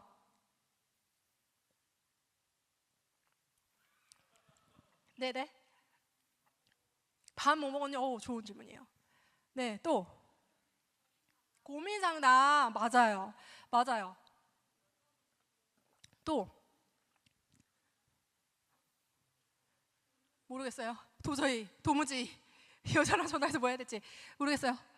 했던 경험이 있으면 뭐 어떻게 하면 여자가 꽂아주는가요? 자, 보세요. 전화를 해서 어떤 이야기를 해도 좋은데 그 이야기의 이제 그 화제거리는 어떤 주제도 좋아요. 근데 그 화제의 중심은 다 누가 있어야 돼요? 자매가 있어야 돼요. 자, 오늘 자매 뭐 했어요? 자매 요새 기도 제목 뭐예요? 자매 힘든 게 뭐예요? 자매 앞으로 뭐 할 생각이에요? 자매 오늘 어려운 건 없었어요? 자매 고민은 뭐예요? 자매 뭐 먹고 싶어요? 내일은 뭐 먹고 싶어요? 자매 오늘 컨디션은 어때요? 자매 네. 그동안은 어떻게 살았어요? 자, 어떤 질문을 하더라도 질문의 포인트는 누구예요? 자매. 이러면은 누가 얘기할까요? 자매가 얘기하겠죠. 네. 그러면은 자매가 이 전화를 알아서 훌륭하게 채워줄 거예요. 네. 그래서 자매가 훌륭하게 채워지는 시간이 길어질수록 그 자매는 어떻게 된다? 점점 나한테 빠지는 중이에요. 네. 근데 연애 서투신 형제분들은 어떻게 해요? 전화해서 계속 내 어필하는 거예요. 오빠 얼마나 잘났는지, 오빠 얼마나 네, 너무 좋아하시는데. 네네. 네. 네, 화면 비춰주고. 오빠 어필을 그렇게 하는 거예요. 오빠 어필을 하다 보니까 오빠가 말이 길어져. 예를 들면 이제 오빠가 관심 있는 분야, 오빠가 잘하는 분야를 막 늘어놓으시는 거예요. 막 기승전결 해가지고. 그러면 자매가 정말 막 잠 오고 막. 그리고 자매들은 어떤 게 있냐면 자매들 세계에 규칙이 있어요. 어떤 규칙이냐? 이 자매가 어떤 이야기를 하더라도 우리는 잘 경청해주자라는 규칙이 있고, 내가 좋아하는 사람이라면 귀를 열고 잘 경청해주는 게 우리 자매들 사이의 암묵적인 규칙이에요. 자, 이 형제가 마음에 들수록 이 자매가 들어주려고 노력을 하겠죠. 싫어서 막 너무 막 진절머리가 나지 않는 이상 형제 얘기를 들어줄 거란 말이죠. 그럼 자매가 잘 들어주네. 어머머, 잘 되고 있나 봐 이렇게 착각을 한다는 거예요. 근데 자매는 속으로 제발 차라리 내 나한테 질문했으면 좋겠다, 그만 좀 안 했으면 좋겠다, 이렇게 생각을 한다는 거예요. 예. 그리고 그럼 과묵하게만 하면 되냐라는 것도 아니죠. 뭐냐, 형제가 할 일은 뭐예요? 아까 예, 질문을 잘 던지는 거예요. 뭐에 대해서? 자매에 대해서. 자, 그럼 자매에 대해서 질문을 던졌어요. 그 다음에 자매가 막 이렇게 얘기하죠. 그러면은 잘 듣고 있다가 또 뭐 하면 돼요? 네, 추가 질문. 네. 또 잘 들어. 어머머, 그랬구나. 뭐 이렇게 한 다음에 또 뭐 해요? 또 질문. 이렇게 하면은 30분, 1시간도 그냥 가요. 그리고 나는 1시간 간 다음에 자매가 진짜 너무 재밌어요. 너무 좋아, 너무 즐거워요. 막 이렇게 막 방방방방 뛰고 기분이 좋아지면은 그 통화는 성공. 성공되는 거죠. 네, 근데 이렇게 얘기를 하는 게 어떻게 저는 되게 기본적인 거기는 한데, 근데 이렇게 얘기를 하는 것도 형제 입장에서 어려우신 분이 있더라고요. 근데 그것까지는 못 도와줘요, 내가. 네, 이렇게까지 얘기하는데, 보세요, 이런 전략 이렇게까지 얘기해주는데 전화를 하세요 하는데 전화를 못 한다, 이렇게 고민하신 분이 있어요, 실제로. 왜냐면 우리 크리스찬 청년들이 너무 또 순수하기 때문에 전화를 못 하겠다는 거예요. 그리고 나서 6개월 기도하는 거예요, 이 자매를 놓고. 뒤에서 6개월. 제발 6개월 기도하지 말아라. 네, 이렇게 얘기하거든요. 보세요, 우리 자매님들이 날 위해서, 어떤 형제가 저 뒤에서 6개월을 날 위해서 몰래 기도했대. 나한테 카톡 한 번도 보내지 않고. 어때요? 좋아요? 좋은 형제, 좋은 자매. 너무 좋다, 로망이에요. 무섭다는 거예요. 뭔지 알죠? 이게 무서워. 그러니까 이렇게까지. 그러니까 기도를 약간 악용하는 세력이 있어요. 기도라는 거 제가 아까도 얘기했죠. 배우자 단순하게 하는 게 믿음으로 드렸으면 믿음으로 또 액션하는 게 있어야 되는데, 하나님 전략을 주세요, 기도해 주세요.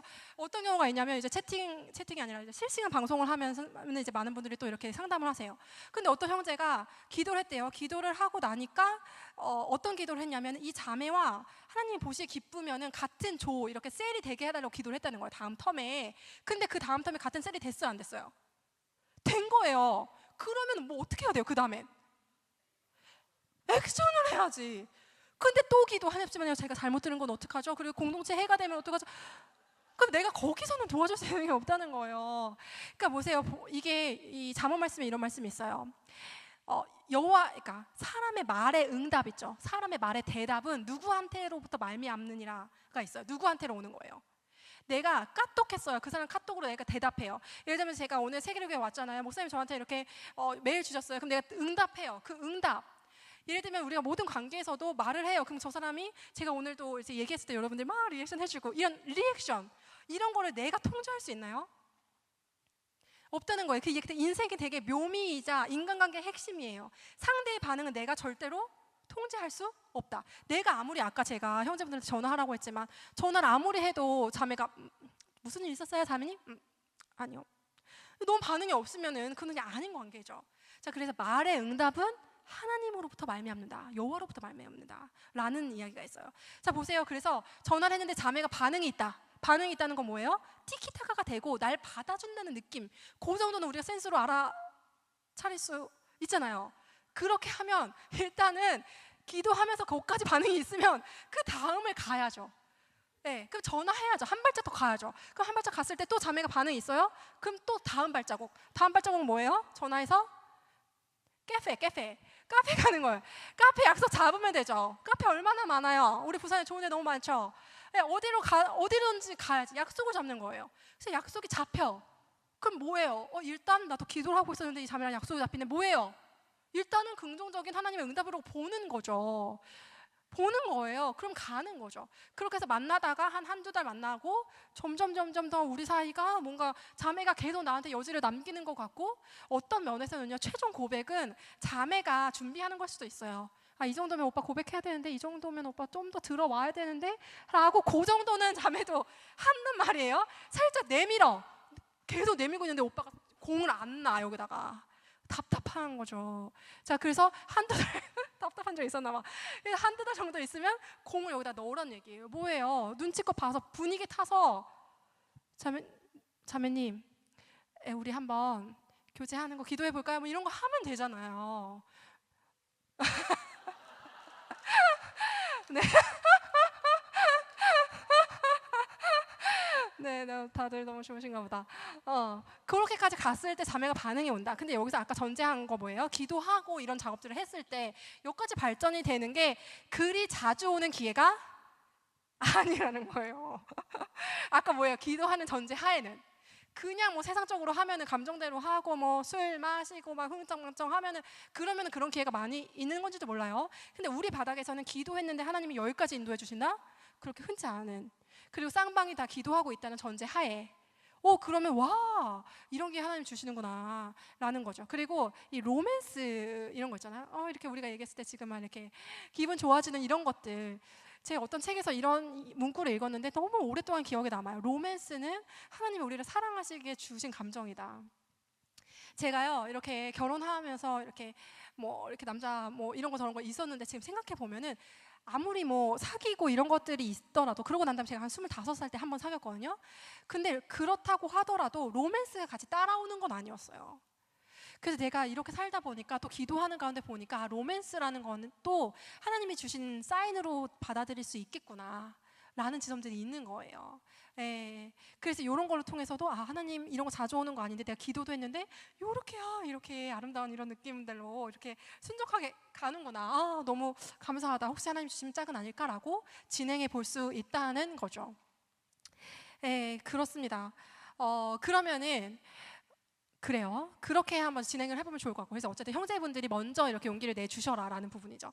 제가 약간 죄송한 말씀 드리면은, 먼저 이제 저는 이제 지금 울산에 살고 있어요. 울산에 살고 있는데, 제가 이제 경상도 살면서 살짝 느끼는 점이 있어요. 너무 죄송한데, 경상 이제 어떤 지역마다 약간 특징이 있거든요.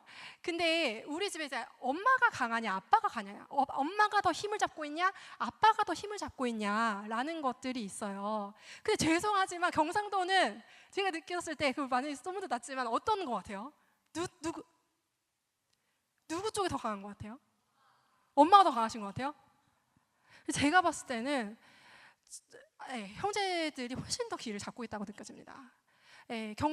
죄송해요. 제가 그래서 제가 형제분들한테 더 부탁을 드리고 싶어요. 왜냐하면 제가 이제 전라도 지역도 이런 비교하고 이런 게 아니고, 그래서 서울 지역도 가잖아요. 그러면 자매분들이 훨씬 더 살아 있어요. 개인적으로 제가 자매로서 경상도에 사시는 자매분들이 약간 불쌍하다 생각이 들 정도로 형제분들이 너무 거치시는 부분들이 있습니다. 그래서 이 문화가 어디나 다 그런 건 아니다라는 걸 아는 게, 우리가 결과적으로 이런 얘기 하는 게 쉽지는 않지만 인격적으로 성장하는 가운데서 우리가 건강한 결혼이라면 엄마 아빠가 힘의 권력이 어떤 게 가장 건강할까요? 동등한 거예요. 근데 예를 들면 아빠가 팍 화내면 엄마가 막 꼼짝 못한다. 아빠가 막 그냥 막 소리 한번 치면 집이 막 얼어붙는다. 뭐 아빠가 한마디 하면 무조건 순종해야 된다. 이런 식의 분위기라면 그건 건강한 가정이 될 수가 없어요. 그거는 저는 이제 뭐 교회도 마찬가지라고 생각하거든요. 교회 뭐 어떤 힘의 권력이 이렇게, 그거는 마찬가지. 엄마가 더 살아있는 것도 마찬가지입니다. 엄마가 살아고 있으면 아빠가 힘을 못 써요. 그럼 아빠가 어깨 축 처져서 아무것도 안 하십니다. 그리고 엄마가 막 이렇게 경제적인 거 다 감당하시고 이렇게 하면 너무 막 늙어가세요. 근데 예를 들면 우리가 아까 아빠가 리더다 그랬잖아요. 남편들이 리더다라고 하는데 계속 대접받기만을 바라는 거예요. 내가 일해 왔으니까 와서 집에 들어가는 순간 분위기를 팍 잡아요. 눈치 주고, 약간 뭐 엄마 막 알아서 겨라. 이거는 성경적인 게 아닙니다. 왜냐하면 예수님이 우리한테 어떤 리더이신지를 우리가 보면 되는 거예요. 예수님이 우리한테 각 잡으십니까? 저는 예수님이 저한테 각 잡으시면 예수님 좀 어려우실 것 같아요. 그 예수님이 우리한테 권위주의적으로 행동하시나요? 그렇지 않다는 거예요. 제가 결혼하고 나서 이제 형제 이런 것들을 더 배워가고 이렇게 하면서 남편한테 순종한다. 물론 남편 순종하는 그런 걸음들이 있지만, 근데 너무 놀라웠던 거는 뭐냐면, 하나님은 하나님이신데 내가 신앙생활 하면서 하나님이 한 번도 나한테 순종을 강요하신 적이 없다는 사실에 너무 놀라웠어요. 여러분, 하나님이 우리한테 순종을 강요하시나요? 만약에 하나님이 우리한테 순종을 강요하시는 것처럼 느꼈다면 여러분들이 잘못 알고 계신 거예요. 하나님 우리한테 순종을 한 번도 강요하신 적이 없어요. 만약에 순종을 강요하신다면 다리 몽둥이 부러뜨려서라도 어떻게든 뭔가를 하셨을 거예요. 근데 그렇게 하시지 않으시는 거죠. 왜 그러냐라고 했을 때, 성경에서 나와 있어요. 가정의 질서에 있을 때 남편한테 순종하라, 그리고 아내를 사랑하라라는 질서가 있거든요. 근데 그 질서에서 그 가장 먼저 나오는 더 상위 질서가 있어요. 거기서 나오는 거는 뭐예요? 상호 복종하라는 게 나오는 거예요. 서로. 감히 인간 대 인간이 누가 누구 아래고 누가 누구 위인가요? 저는 어떤 사람을 만나도 사실 그렇게 무섭지가 않아요. 왜냐? 하나님 안에서 인간 다 똑같은 거 아닌가요? 제가 좀 건방진 얘기일 수도 있는데, 물론 질서는 존중하죠. 그렇지만 어떤 사람이 예를 들면 저희 경계선을 넘어서 함부로 뭔가를 강요했던 거나, 그렇죠? 순종을 하나님도 감히, 신이신 하나님도 나한테 강요하지 않는 순종을 강요한다든지, 뭐, 너 이 기준 지키지 않으면 나가리야. 뭐 이런 거에 대해서 저는 비인격적이라고 생각하는 거죠. 그거는 폭력이죠. 이런 폭력적인 하나님이 아니시라는 부분인 거예요. 그래서 하나님이 얘기하시는 건 뭐냐? 내가 너희한테 준 사랑을 봐라. 나는 하나님인데 이 땅에 내려와서 예수님의 존재로 내려와서 가장 낮은 자리에 처하셨잖아요. 근데 우리가 인간 대 인간으로서 누가 더 위고 누가 더 아래냐, 계급을 나누는 거예요. 사람 딱 보는 순간 너는 갑이고 나는 을이다. 딱 보는 순간 너는 1등이고 나는 100등이다. 눈 딱 보는 순간 너는 내 아래고 너는 위다. 이거 딱 정해주는 순간 성경적인 게 아니에요. 그거는 유교적인 겁니다. 유교는 사람을 갈라요. 아까 제가 이제 얘기했는데 뭐 지역을 나누고, 그리고 남녀를 나누고, 그리고 직업을 나누고, 위와 아래를 나누고, 힘을 나눠요. 힘의 권력을 나눈다는 거죠. 누가 더 위야, 누가 아래야. 너 나보다 세? 남자들 세계에서 그게 더 많은 거죠. 남초 세계에 군대 가면 있는 거죠. 딱 봤을 때 상사야? 그럼 꾸려야지. 이거는 군대에서나 있는 굉장히 비인격적인 거죠. 그거가 가정에 들어온다 생각해 보세요. 그러면 가장 힘센 사람 누구예요? 아빠, 그 다음에 엄마, 그 다음에 첫째, 둘째, 일렬로 서열이 세워지는 거예요.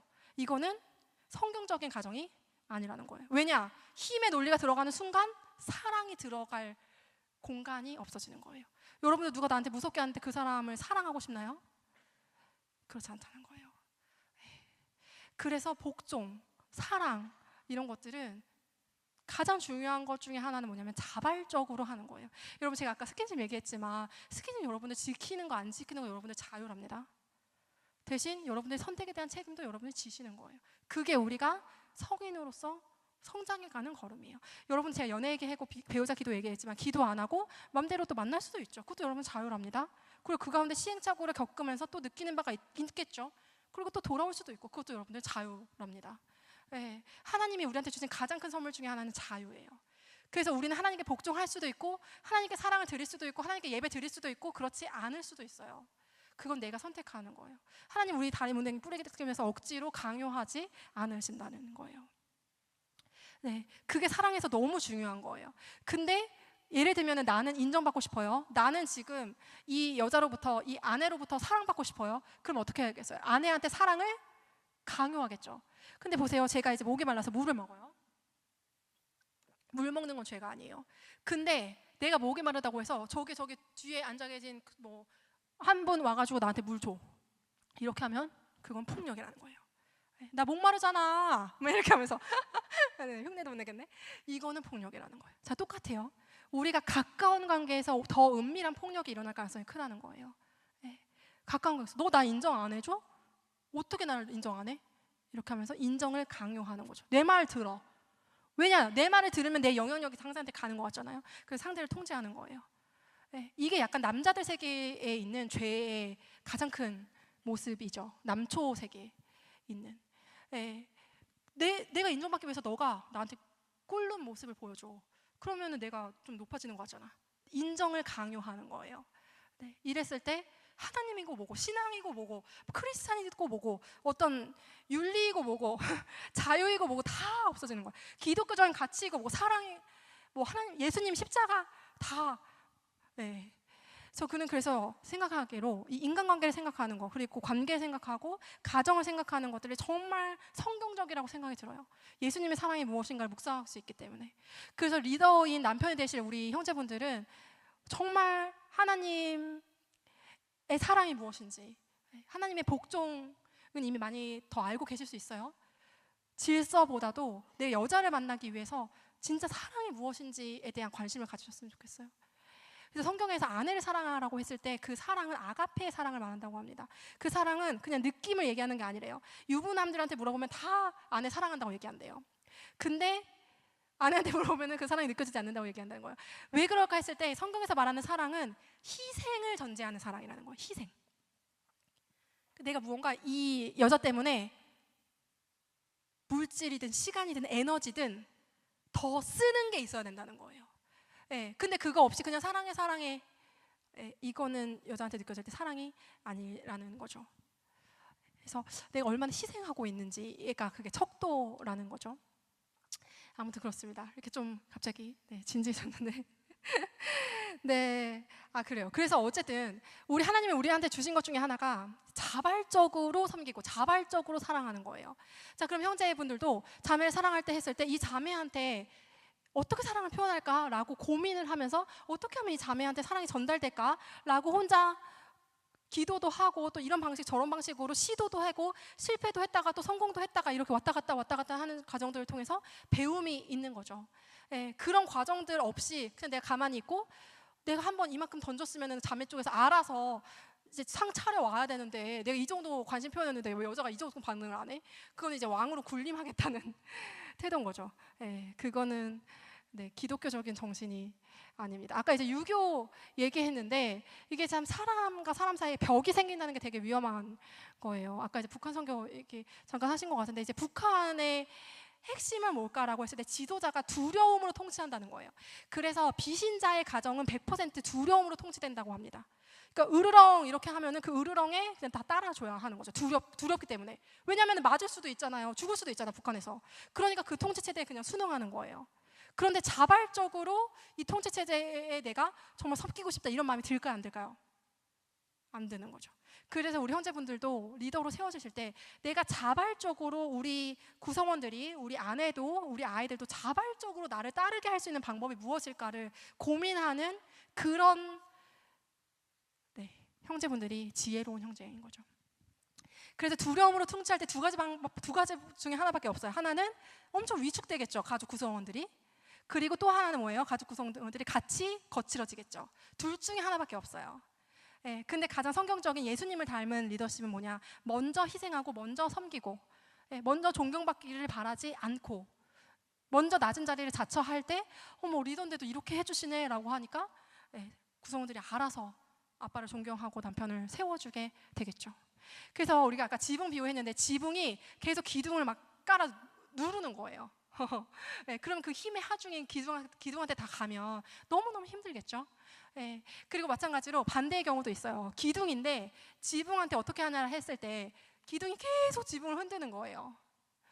지붕 뭐야 지붕 왜 이것밖에 안 돼, 지붕 너무 부족해, 지붕 너무 허점이 많아, 어쩌다가 지붕 열심히 역할하다가 어쩌다가 비 한번 샜어요. 근데 어이구 이렇게 비를 세게 해 이러면서 막 잡아먹는 거죠. 그러니까 자매가 예를 들면 형제한테 굉장히 잔소리하는 유형 같은 경우에는 그럴 때 막 기둥이 엄청 막 이렇게 흔들리는 거예요. 그랬을 때는 이제 집이 건강하게 세워지지 않을 수 있겠죠. 그렇습니다. 우리가 아까 이제 이런 이야기를 했고요. 맞아요. 네. 분위기가 너무 약간 많이 진지해진 것 같아요. 그래서 자발적으로 사랑하는 것에 대한 지점들에 대한 고민들을 많이 했으면 좋겠어요. 그 다음에 이제 제가 이야기 나누고 싶은 것 중에 하나가 이제 우상에 대한 관점이에요. 아까 이제 엘리야 선지자 있었고 바울의 선지자들이 있었죠. 근데 바울의 선지자들은 우상을 믿은 거예요. 여러분들의 우상은 무엇인가요? 네, 여러분들이 이것만 따르면 돼라고 하는 여러분들이 갖고 있는 어떤 신념일 수도 있고, 그리고 여러분들이 세운 어떤 기준일 수도 있고, 성공하면 돼, 돈, 혹은 그러니까 기독교 신앙 안에서도요, 기독교 자체도 우상일 수가 있는 거예요. 이걸 종교적으로 믿으면, 아까 되게 금욕적으로 내가 자학해서 하나님의 사랑을 내가 얻어내야지라고 믿으면 이런 기독교 신앙도 우상이 될 수 있는 거예요. 어떤 것이든 내가 우상으로 삼고 있는 것이 있다면 그거는 진리에 벗어난 부분이겠죠. 그리고 내가 우상 삼는 기도는 하나님이 들어주시지 않습니다. 제가 얘기 조금 더 해드릴게요. 제가 그러고 난 다음에 이제 25쯤에 또 한번 교제를 시작을 했어요. 교제를 했는데 그 당시에 사귀었던 남자친구가 비신자였어요. 근데 이제 제가 그 비신자를 사귈 때 어떻게 기도했냐면 하나님 이게 하나님 뜻이 아닌 건 제가 알고 있었거든요. 꼭 비신자라서가 아니라 그냥 느낌으로 알고 있었어요. 근데 하나님 제가 기도합니다. 기도했을 때 하나님이 어떻게 응답해 주실지 잘 모르겠고 이걸 내가 끝까지 듣고 싶지 않은 마음이 있었던 거예요. 그래서 일단은 사귀고 나중에 만약 헤어질 쯤에 하나님이 말씀 주시면 제가 그거는 듣겠습니다 이렇게 기도를 하고 그냥 만났어요. 그러니까 여기에는 내가 하나님한테 온전히 순종한 거예요, 아니에요? 네, 아니에요. 네, 아니고 제가 25쯤 한번 만난 거예요. 왜냐하면 20대 초반까지 계속 기도하면서 막 리젝되고 막 거절 막 이렇게 하는 너무 계속 기도 진지하게 하면은 안 될 것 같은 거야. 그리고 나 너무 남자친구 만나고 싶고 그때 약간 신앙이 흔들흔들했어요. 그래가지고 그냥 이렇게 만난 거죠. 그래서 비신자를 만났어요. 그리고 나서 1년 반 정도 만났거든요. 그러고 나서 하나님이 헤어질 타이밍을 허락해 주시고 헤어졌어요. 근데 제가 그 1년 반 정도 만나는 그 시간은 지금 제가 돌이켜서 생각해 보면 의미도 없고 재미도 없고 추억도 없는 그런 아무 쓰잘데기 없는 시간이었어요. 그래서 여러분들 우리가 이게 바로 우상인 거예요. 우상. 우리가 이거 하면 너무 좋을 것 같아.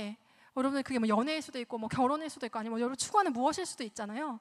이것만 내가 바라면 너무너무 행복할 것 같다라는 그런 어떤 그런 지점도 있잖아요. 저한테는 그게 되게 연애였거든요. 근데 그거 그렇게 해도 하나님 없이 하면은 아무 짝에 쓸모없는 시간이라는 거예요. 근데 하나님 너무 감사하게 그 시간에 저를 기다려 주셨어요. 이게 저는 하나님이 저를 한 번도 어떤 것을 강요하신 적이 없고 항상 기다려 주시는 하나님이라 생각이 들거든요. 그런 하나님이 너무 감동적이어서 제가 하나님께 드리고 싶은 것들이 너무 많은 것 같아요. 제가 하나님께 순종하고 또 하나님께 예배 드리고 싶고 또 사실은 뭐 이런저런 것들 하는 것도 하나님이 내가 뭐 어느 순간 그러면 유튜브 갑자기 접어요. 그러면 아이고 너 잘못했다 벌을 내리실까요? 아니죠. 그런 거 아니에요. 제 하나님 사랑하는 마음으로 하는 걸 내가 자발적으로 하나님께 드리는 것들이 이렇게 하나님이 내가 이렇게 잘못했을 때도 그대로 나를 받아주셨네라는 것들을 제가 경험하면서부터예요. 그래서 어쨌든 1년 반 동안 그렇게 만났던 거는 아무짝에도 쓸모없는 그런 시간이었는데 유일하게 헤어질 때만 하나님이 이 역사하셨어요. 왜냐하면 제가 그때 하나님께 순종했기 때문이에요. 그때 제가 이제 중국으로 단기 선교 가는 그 어떤 교회 프로그램이 있었어요. 근데 이제 중국하고 북한하고 접경 지역이어서 백두산을 탐방하는 그런 코스가 그날 이제 선교 끝나고 가장 마지막 날이 있었거든요. 근데 그 마지막 날 백두산에 올라가려고 이렇게 한참 지프차 버스인가 이렇게 타고 꼭대기까지 올라가요. 근데 올라가는데 갑자기 제 눈에 뭐가 흘렸을까요? 눈물이 흐르는 거예요.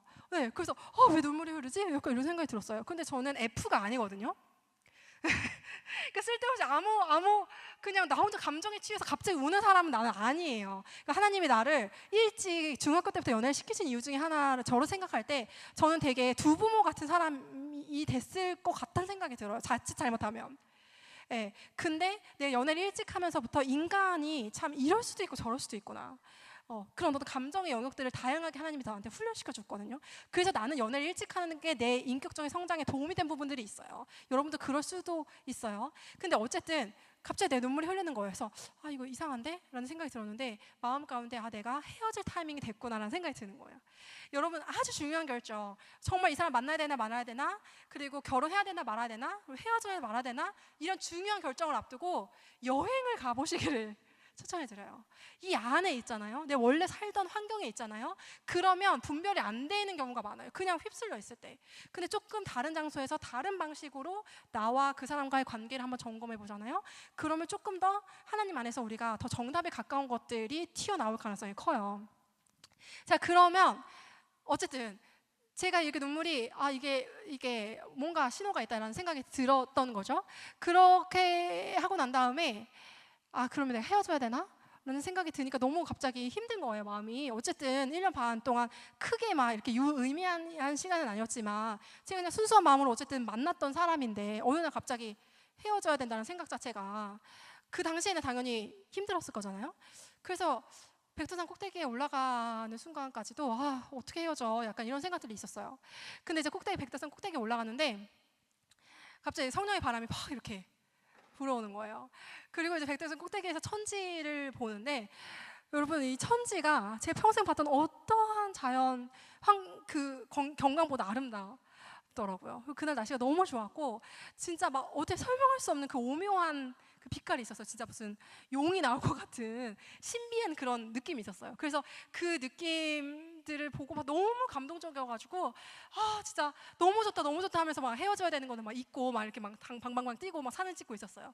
근데 그때 하나님이 저한테 말씀을 들려주시는 거예요. 어떤 말씀이었냐면 제가 이제 본명이 은인데 은이야 이거 너무 좋지? 이렇게 하는 거예요. 백두산 보니까 좋지?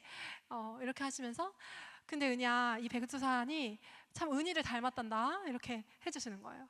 네, 항상 이렇게 자상하게. 그래서 이렇게 난 너무 아름답게 보는 백두산이 나를 닮았다니까 너무 감동적이잖아요. 근데 잘 이해가 안 됐어요. 이게 어떻게 나를 닮았을까? 근데 하나님이 이렇게 좀 내가 좀 해석이 되는 거예요. 이렇게 말씀하시는 것 같았어요. 제가 사실은 굉장히 높이 솟은 산이 되기를 항상 바랬거든요. 중학교 때까지는 공부를 잘했어요. 근데 고등학교 들어가고 이제 교통사고 나고 또 남자친구 사귀고 이런 모든 방황도 하고 이러면서 그때부터 내 인생이 추락한 것 같은 거예요. 내가 그때 20대 한 중반 정도로 달려가고 있었는데 제가 학점이 2.7이었어요. 그래서 완전 그냥 미래가 보이지 않는, 그래서 내 인생이 진짜 추락하는데 17살부터 내 인생이 추락하기 시작하는데 지금 한 8년 됐는데도 계속 추락하잖아요. 물론 이제 하나님 안에서 영적으로는 항상 막 이렇게 막 그런 것들이 있었지만, 영적으로 성장하는 게 있었지만, 이게 참 현실적으로는 내 청년의 미래가 보이지 않는 상황이었어요. 근데 이런 말씀 주시는 것 같아요. 너는 이렇게 높이 솟은 산이 되길 바랬잖아. 근데 그동안 너의 삶 가운데 어려운 일이 있고 하면서 내 앞에서 많이 울었던 걸 내가 알고 있다. 그렇게 울었던 그 눈물이 백두산 꼭대기에 담은 이 천지물 같은 모습인 것 같다. 그냥 산이라면은 사람들이 이렇게까지 좋아하지는 않을 것 같아. 근데 백두산은 이 천지물을 담았기에 사람들이 이 천지를 보려고 이렇게 많이 구경하러 오잖아. 앞으로 은희도 많은 사람들이 이렇게 구경하는 사람 될 거야. 많은 사람들이 너를 보게 될 거야. 이렇게 그 당시 주셨어요. 그 당시 제가 25인데 제가 정말 유튜버가 됐잖아요. 그래서 그때 약속을 뭐 한 10년 뒤 이렇게 어쨌든 응답이 됐지만, 너무 그게 감동인 거예요. 그래서 제가 그때 심장을 이렇게 꺼내는 퍼포먼스처럼 이렇게 했어요. 그 당시 심장은 누구였을까요? 네, 남자친구였겠죠. 그래서 남자친구를 이제 상상하고 그 당시에는 이제 심장 같다고 생각한 거죠. 그래서 이렇게 천지물에 빠뜨립니다. 퐁당. 빠뜨린 퍼포먼스를 저 혼자 상상 가운데 했어요. 그래서 헤어지겠습니다. 나를 이렇게 사랑하시는 하나님이 있는데 내가 못할 게 뭐가 있어. 그 당시에 내가 우상처럼 섬기고 있던 그 약간 그쵸, 바알 우상을 천지물에 빠뜨린 거죠. 그래서 헤어지겠습니다. 근데 이제 사람 마음이, 여러분들 여기까지 너무 간증이 너무 훌륭한데, 그 다음에 이제 다시 백두산으로 이제 내려가요. 내려가서 또 무슨 생각이 들었어요, 제가? 하나님 헤어지겠습니다. 잘 헤어지겠습니다. 이렇게 하면 너무 좋았을 때 어떤 생각이 들었을까요? 헤어져 본 친구들은 아실 텐데, 네, 어떻게 헤어지지? 또 약간 이런 생각이 드는 거예요. 하나님 왜 갑자기 또 헤어지자고 하시지? 내가 그렇게 고백해놓고, 이게 사람 마음이. 그래서 저도 이제 상담 올 때 어떤 친구들이 헤어질까 말까 고민하다가 또 못 헤어지고 또 뭐 이런 것들이 다 이해가 돼요. 그러니까 하나님이 참 이런 연애를 통해서 인격적인 하나님을 보게 하시는 것 같아요. 인격적이라는 건 뭐냐면 우리가 감정이 있는 사람이라는 거예요. 예. 그리고 우리가 막 억지로가 아니라 우리의 어떤 섬세한, 정말 단 한 톨의 감정도 하나님이 섬세하게 배려해 주신다는 거예요. 이거를 연애를 통해서 배우는 것 같아요. 그리고 연애 상담하면서도 더 배우고, 당장 헤어져, 당장 이 사람 만나, 당장 결혼해, 당장 뭐 이렇게 이런 것들이 아니라 하나님이 제 마음을 되게 배려해 주시면서 저한테 그 헤어짐의 과정들 가운데 하나님이 무슨 말을 할지도 다 가르쳐 주실 거고, 너무 아프지 않게 하실 거고, 그리고 잘 알아듣게 하실 거고, 이런 것들에 대한 마음을 주셨어요. 예, 그래서 어쨌든 왔다 갔다 이런 오르락거리락이 있었지만 내가 하나님께 또 순종하는 마음으로 그 사람을 만났습니다. 만나가지고 제가 어떻게 얘기를 했냐면, 이 이야기를 토대로 제가 헤어질까 말까 영상이 나온 거예요. 그 영상의 조회수가 한 20만회 이렇게 되거든요. 여러분들 약간 사귀는 것까지는 관심 있었는데 헤어지는 건 별로 관심이 없어 보이죠? 약간 짧게 하고 마칠게요. 그러는데 제가 만나서 뭐라고 얘기를 했냐면, 그 상대가 비신자인데 제가 하나님이 헤어지래, 이런 거는 되게 폭력적인 거, 그렇죠? 되게 비인격, 하나님을 모르는 사람한테 일방적으로 내가 이렇게 들었으니까 그 사람은 못 들은 이야기인데 그렇게 얘기하는 건 아니잖아요. 근데 어떤 마음을 주셨냐면, 그 오빠네 집은 좀 잘 살았어요. 근데 우리 집은 그렇게 잘 살지 않고 그런 부분들이 있고, 그 오빠가 돈을 잘 쓰니까 저는 항상 그냥 뭐 잘 쓰나 보다 이렇게 생각을 한 거죠. 그래서 제가 한 번도 밥을 산 적이 없어요, 데이트를 했을 때. 근데 그런 것들이 생각이 나면서 제가 그런 것들을 되게 사과하게 되고, 아무리 그래도 밥 한 번은 살 수 있었겠죠.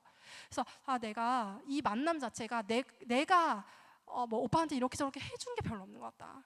뭐 경제적으로도, 그리고 비신자였지만 참 성숙한 부분이 있었는데, 뭐 정신적으로도, 뭐 지적으로도 이 오빠가 나한테 잘해주니까 좋아서 그냥 만나는 거지, 내가 이 오빠한테 뭔가 해줄 게 없는 것 같은 거예요. 그래서 내가 그동안 너무 이기적으로 이 만남을 했던 것 같다라고 고백했어요. 근데 이 고백은 정말 100% 순도 높은 정직한 이야기였어요. 아주 진실된 이야기. 그래서 이 진실된 이야기를 통해 이 오빠가 알아들은 거죠. 왜냐하면 내가 말하는 거는 하나도 거짓이 없는 우리 관계의 주소를 정확하게 얘기한 거였거든요. 나는 받기만 하는 것 같다라는 게, 나는 주는 거 없이. 그리고 그날 밥을 먹으면서 그 얘기를 했는데, 내가 나오면서 처음으로 밥을 샀어요. 그리고 난 다음에 이렇게 막 한 바퀴 이렇게 돌더니 그 오빠가 저한테 악수를 딱 청하더라고요. 뭐라고 했을까요? 악수를 청하면서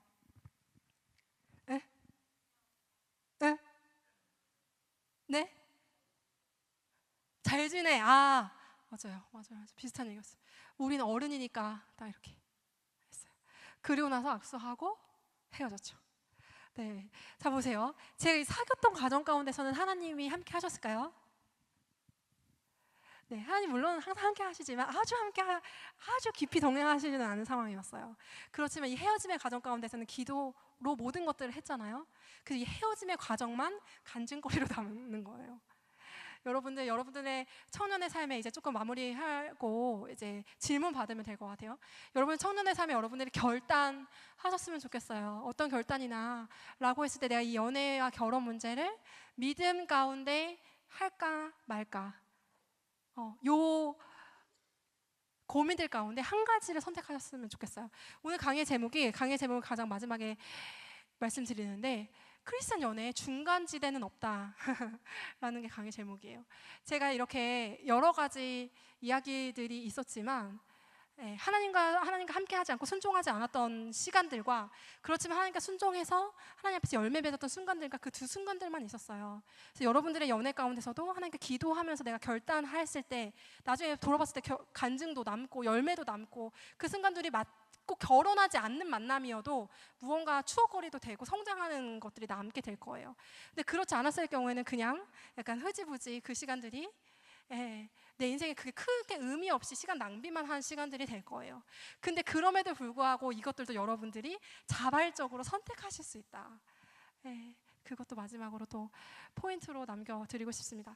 오늘 강의가 사실은 제가 이렇게 1시간 반 굉장히 짧은 시간이에요. 제가 영상도 한 200개, 300개 정도가 있고 앞으로 이제 이 일을 계기로 여러분들 제 영상 보시면서 또 계속 팔로우업 하시면서 여러분들의 청년 시기를 믿음으로 승리하셨으면 좋겠고요. 그리고 지금 타이밍에는 혹시 질문 있으시면은 제가 이제 질문 받고 또 조별 모임 하신다고 하니까 조별 모임 주제 제가 남겨드리고 하면 좋을 것 같거든요. 네. 혹시 질문 있으시면은 질문해 주세요. 좀 못하는 얘기가 참 많죠, 사실은. 네.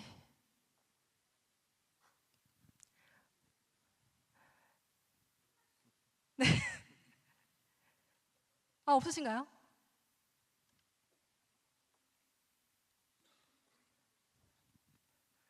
네, 네.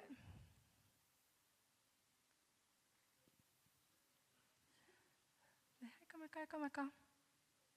여기 있습니다. 네, 네.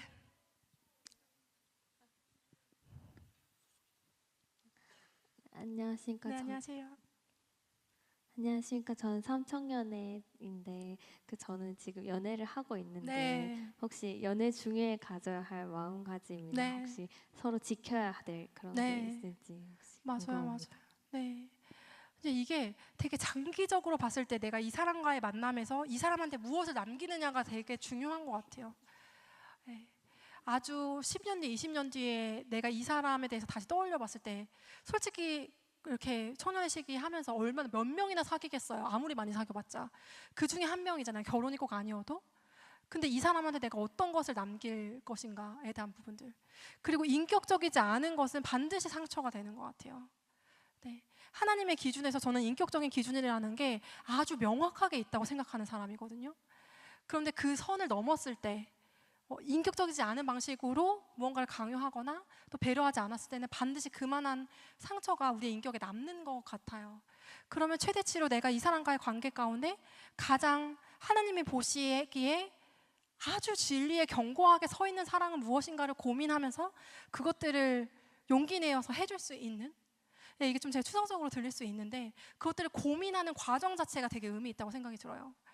그리고 저는 이제 지나가는 관계들을 봤을 때 꼭 이 사람과 내가 사귀지 않았어도 그 사람과 어떤 뭐 썸이라도 탔어도 기도하면서 고민했던 어떻게 하면 내가 이 사람을 섬길 수 있을까 고민했던 것들이 지금의 남편과의 관계에서 도움이 되더라고요. 네, 그래서 하나님께 기도하면서 내가 이 사람을 어떻게 섬길 수 있을까요? 라는 것들을 진심으로 진정으로 끝까지 고민했던 청년과 그렇지 않은 청년은 정말 분명히 차이가 있다고 생각이 들거든요. 네, 내가 한번 기분이 나빠요. 그러면 그 기분이 나쁜 거를 끝까지 표현을 꼭 막 하는 거예요. 예. 그리고 끝까지 그냥 가고 그렇게 하는 사람이 있고 내 기분이 나빠. 그런데 저 사람이 잘못해서 내가 기분이 나쁜 게 아니야. 그러면 나한테 문제가 있는 거잖아요. 그럼 내가 수정을 해야 되는 부분들이 있는 거죠. 근데 인격적으로 성숙하지 않으면 다 남 탓인 거예요. 다 남 탓. 예, 다 분노할 거리들이고. 그런데 인격적으로 성숙할수록 나를 돌아보게 되는 거죠. 내가 지금 이 사람이 나한테 잘못한 게 아닌데 내가 왜 이 사람한테 분노가 날까? 이게 왜냐면 가까운 사이일수록 더 면밀하게 드러나잖아요. 그럼 그 가까운 사이에서 그런 것들, 내가 왜 지금 하나님 이렇게까지 감정이 상할까? 이렇게까지 화가 날까요? 혹시 나한테 어떤 상처가 있는 것은 아닐까요? 내가 지금 하나님은 정말 완벽한 사랑이신데 그 완벽한 사랑에 대해서 오해하고 있는 것은 아닐까요? 라는 지점들을 통해서 신앙생활하고도 같이 연결해 가는 거죠. 네, 이렇게 가면은 좋을 것 같아요. 네, 좀 도움이 되셨을까요? 네, 감사합니다. 네, 조금 더 시간 주신다고 하네요. 혹시 질문 있으시면. 네. 네, 여기 앞에 두 분 계시는 것 같아요.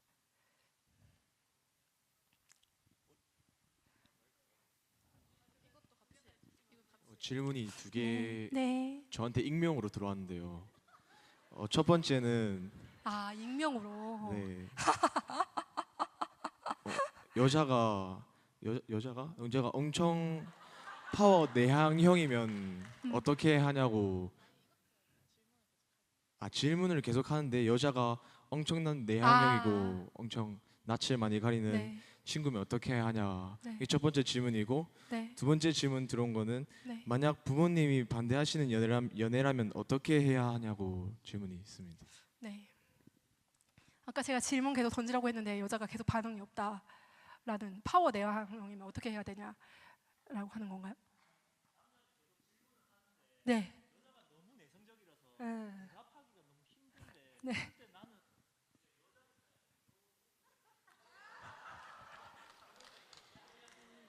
그다음에 이제 부모님이 반대하는 네. 연애는 어떻게 해야 되는지. 네, 네, 맞습니다. 여자분들이 파워 내향형이라면, 그러니까 네, 맞아요. 근데 이 남녀 관계가 사실 진짜 되게 합이 중요한 것 같아요. 그래서 파워 내향이어도 정말 관심이 있으면 이거를 티키타카를 같이 해줘야 되는, 궁합으로 같이 해줘야 되는 부분들이 있죠. 예, 그래서 너무 근데 이런 거 있잖아요. 저도 어렸을 때 되게 말이 없었거든요, 사실. 예, 근데 그 내향적이라기보다는 어떻게 보면 약간 감정적으로 제가 억눌려 있었던 게 있었어요. 지금 봐서는 전혀 그렇게 안 느껴지실 텐데 사람들이 어떻게 그렇게 당당하게 얘기하냐면 이렇게 해요. 근데 저는, 그러니까 물론 그런 기준도 있을 수 있겠지만 되게 말수가 진짜 기본적으로 없었거든요. 근데 하나님 안에서 내가 계속 치유되는 과정들이 있었어요. 그러면서 내 것들을 계속 표현하는 것들을 계속 연습한 것들이 있었거든요. 특히 자매들 같은 경우에는 내향형에서 그럴 수도 있지만 내 것들을 표현하고 반응하고 그리고 자연스럽게 이렇게 어떻게 보면은 이렇게 이제 담담하게 말이 안 나와. 네, 담대하게 또 이렇게 요구할 것도 요구하고 이런 것들이 자매들한테도 중요해요.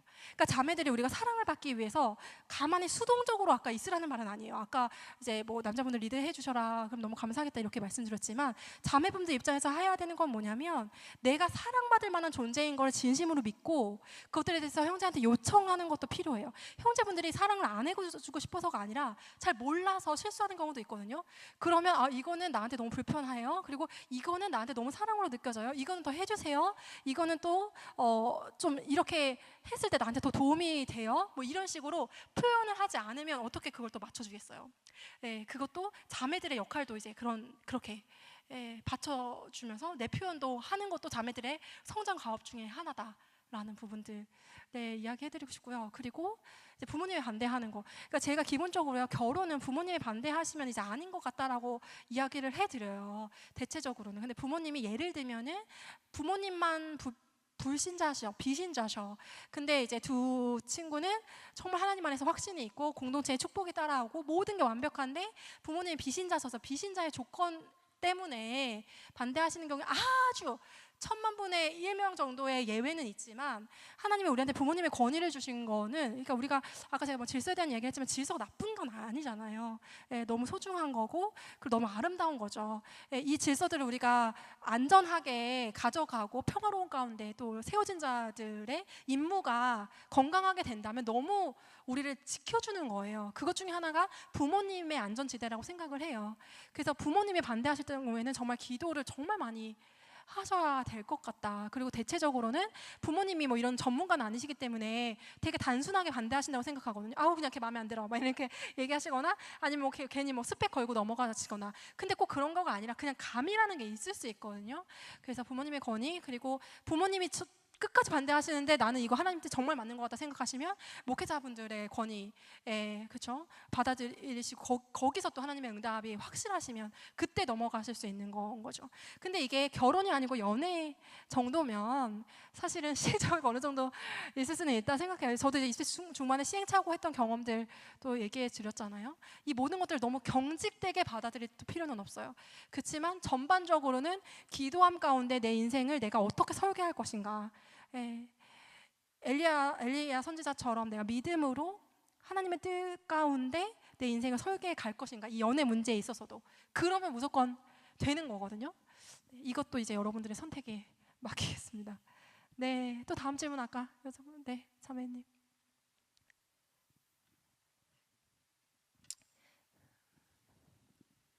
안녕하세요. 네. 고등부 1학년인데요. 고1이요. 네. 네. 이제 연애를 할 때 이제 사랑을 하니까 연애를 하잖아요. 근데 이제 갖춰야 될 그런 자세가 있을 텐데 그런 자세를 알려주실 수 있는지 네. 물어보고 싶습니다. 네, 연애할 때 갖춰야 될 자세. 네, 우선은 뭐 굉장히 많죠. 이거는 굉장히 또 되게 넓은 지점인데 우선은 글쎄요 자세. 그러니까 우리가 하나님 안에서의 자세를 보면 내가 하나님 안에서 이 아주 친밀한 관계를 통해서 무언가는 분명히 배워야 된다는 거예요. 네. 뭐 하나라도 남겨야 된다는 거예요. 그게 나 자신에 대해서 내가 원래 이런 걸 좋아하는 사람이었는데 이런 걸 싫어하는 사람이었네 라고 알게 되든지 아니면 나는 원래 의사소통을 이렇게까지 하지 못했는데 이렇게 설명하는 방법을 터득했다든지. 그리고 제가 또 최근에 하는 이야기 중에 하나가 원가족의 독립에 대한 부분이에요. 그러니까 원가족에서 내가 잘못된 비진리를 습득한 것들이 있어요. 그러면 이런 것들에 대해서 내가 답습하지 않고 건강한 사랑들을 배우는 것들에 대해서 조금 더 고민하게 됐더라든지 아니면 어떤 청년들은 이런 얘기를 해요. 내가 한 번도 누군가를 위해서 진심으로 중보해 본 적이 없는데 이 연애를 통해서 남자친구 여자친구를 위해서 처음으로 중보해 보면서 그 친구에게 극렬함을 느꼈다는 거예요. 이런 경험이라도 하든지 아니면 내가 이 만남에서 아무것도 배운 게 없지만 하나님이 나의 연애사에 있어서 얼마나 민감하게 관심을 갖고 계시는지에 대한 하나님과의 섬세한 사랑을 느끼게 되었다든지. 그리고 내가 원래 이렇게까지 버럭버럭 하는 사람이 아닌데 가까운 관계에서 아까 이렇게 내 상처가 더 많이 드러나거든요. 그럼 그렇게 상처가 드러났을 때 이거 뭐지? 라고 하면 이 상처의 정체에 대해서 고민하게 되었다든지. 예를 들면 청년의 시절에 이런 것들이 없이 연애에서 진지하게 관계를 깊이 있게 맺어본 경험 없이 피상적으로 그냥 가면 가리고 그냥 뭐 어느 정도 예의 차리는 관계에서는 솔직히 뭐 이렇게 어려운 일이 있겠어요. 근데 이제 어느 정도 가면 뵙고 내 마음도 열고 그리고 내가 용기 내어서 어떤 것들을 또 나누고. 그래서 예를 들면 내가 막 엄청난 비밀이 있어요. 근데 그 비밀을 이 사람한테만 공유를 했던 경험이었다든지 뭐라도 하나는 가야 된다는 거죠. 기도 가운데. 그러면은 이 시기를 정말 잘 보낸 거예요. 근데 그냥 힘들기만 했어요. 그리고 끝나고 보니까 그냥 허무하기만 했어요. 이거는 이제 약간 바알 우상을 섬기는 약간 그런 방식의 네. 고마워요. 네, 하트 이렇게 또 네네네 네. 네, 그런 방식의 연애일 수 있다는 거죠. 네, 그리고 우리 자매분들한테는요, 우리 자매들은 용기를 좀 갖는 게 좀 필요해요. 어떤 용기냐면 내가 가서 고백해야지 이런 용기 말고 제가 실수했던 그런 용기 말고 내가 참 하나님 앞에 되게 귀한 존재다라는 거. 네, 저도 그런 거를 하나님이 정말 많이 기도했고 많이 항상 묵상하는 거예요. 하나님이 날 보실 때 정말 흠모할 만큼 예뻐하신다는 거. 네, 그게 그런 자신감이 나한테 있으면 제가 이제 헵시바라는 이름이 그렇게 하나님이 주신 이름이라 생각해요. 그러면 내가 어디 가서든 네, 그런 느낌이 풍겨지는 거죠.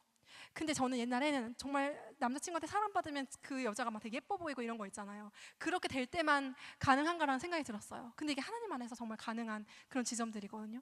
그래서 청년의 시절에 꼭 하나님과 너무 깊은 사랑 받으시는 자매님들 되시고 또 우리 형제님들은 용기 내어서 그 큰 사랑을 전달하시는 영향력 있는 인물들이 되시기를 예수님의 이름을 진심으로 축복해 드립니다. 감사드립니다.